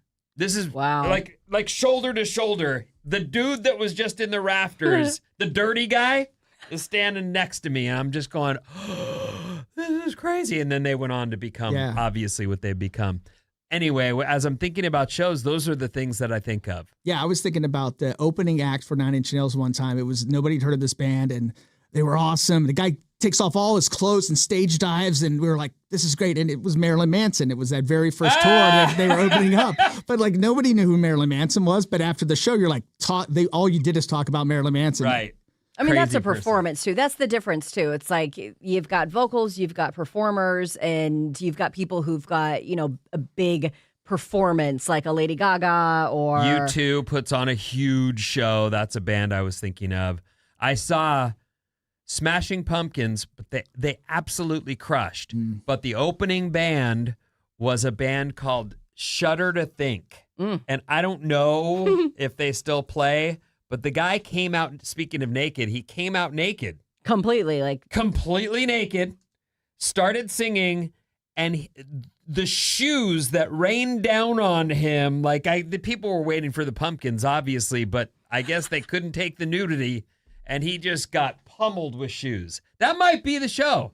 Now that I think about it, I felt so bad for him. But he didn't have to take his clothes off. No, he didn't. And it was kind of not good, so I definitely walked away from that. That's probably Put it away. The worst show is Shudder to Think. Their Instagram has about 7,000 followers, so I don't think they're doing much. Make it. Yeah, I forgot about them. They were a DC band. I remember them. You remember them? I remember them from, we played them because I was in a market close to DC when I was a kid. Well, I meant to do a story, and yet here we are doing this, so we might as well. Bob, what is your worst show? Oh, I can't think of any. I had the same I just thing. keep thinking of ones that surprised me because they were so different or fun. Like one time at this EDM festival I go to, for some reason they always book a rapper. And the one year I went, it was T-Pain. Ooh. T-Pain can sing. I would He love can to see sing, T-Pain. And he also did the auto-tune thing, and it was such a blast. And he was in this, like, full outfit, these big-ass jeans, and it was 85 degrees outside. And so he kept having to go off stage because he was sweating so much. Right. And eventually we started chanting, "Take your pants off, take your pants off." He's like, "Guys, I've been doing this a long time. Just because you chant, take your pants off, doesn't mean I'm going to do it. Unless somebody has, a size 46 shorts."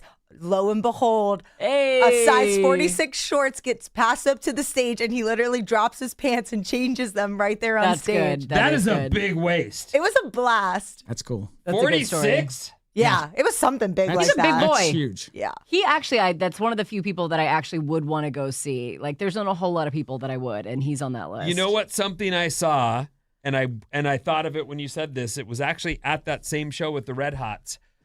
When Anthony ran off stage, so he's, this is Anthony Kiedis of the Red Hot Chili Peppers. They're performing. He's rocking out. He's doing his whole thing. And a guitar player starts doing a solo, and he runs off stage, and he throws open this lid of what looks like a briefcase, and it's an oxygen tank. Okay. And he starts huffing oxygen. So he's like, gets himself like back to sort of where he can go back out on stage and sing.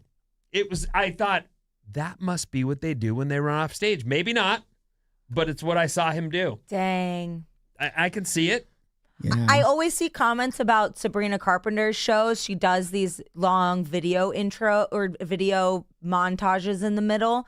And people are like, "What's up with all the video montages?" I'm like, that's because a girl's belting, dancing her booty off. She needs a second probably to chuck down some oxygen. Yeah, I'd never seen it before, but now whenever someone runs off stage, I'm like, I get it. They're getting oxygen real quick. That was Busta Rhymes at Bottle Rock. He just had to talk between songs a lot because... Oh, is that why he was talking so because he's like... I never realized. Okay, man. Whew. Yeah. So tell me about your hopes and your dreams, audience, for about a good 10 minutes. I actually noticed that at Lord about 45 minutes in. I turned to my friend I was with and I said, "She has not stopped singing since she came out here. She has not said one word." She went 45 straight minutes before she took a break. But she's singing. She's not singing and dancing, right? She's doing some sort of interpretive dance up there. Okay. Whatever that was. Yeah. All right. I Hey, mean- I forgot to mention this real quick. Yeah. Bob's Movie Club Yes. is tomorrow, everyone. We're getting ready to get out of here. And Mason's going to be with you through the midday. 6 a.m. tomorrow, join us for Bob's Movie Club. This time around, the movie is Ferris Bueller's Day Off. Get caught up on Paramount Plus and join us tomorrow at 6 a.m. and be ready to let us know what you think of Ferris Bueller's Day Off on Bob's Movie Club. I got to watch that. I got to get out of here and go watch that. You'll be happy. I remember it. It's good. I mean, it's really good. It's a blast. is You've what it already is. watched it? No, but I'm looking forward to it. You're going to watch it today. Oh, yeah. And the Okay. reunion. The reunion? Summer House reunion. Oh, I already watched it. Oh, I this- thought you I didn't watched it finish this morning. No. Oh, okay. I Isn't finished it. there- I woke up early to watch it. Didn't you say they're doing 3 parts? Yeah, so next Tuesday there'll be part 2. Oh, they're going to make you wait? All right. And I think cable, it'll baby. actually be worth it, though. Usually when they break it up, it's like, okay, you could have made this into one. I hope there's Well. more that Amanda and Wes are going to say. Yeah, hopefully. All right, so keep it here on Alice all day. We have your chance to win Bruno Mars tickets at 12:05 with Mason and 5:05 with Jane. Plus, Jane has 97 minutes of commercial-free music starting at 4 p.m. So stay with Alice all day, and we'll be back tomorrow morning to do more live radio for you. Sarah's back on Monday, but Mason's in, so... And thanks for being with us. The end.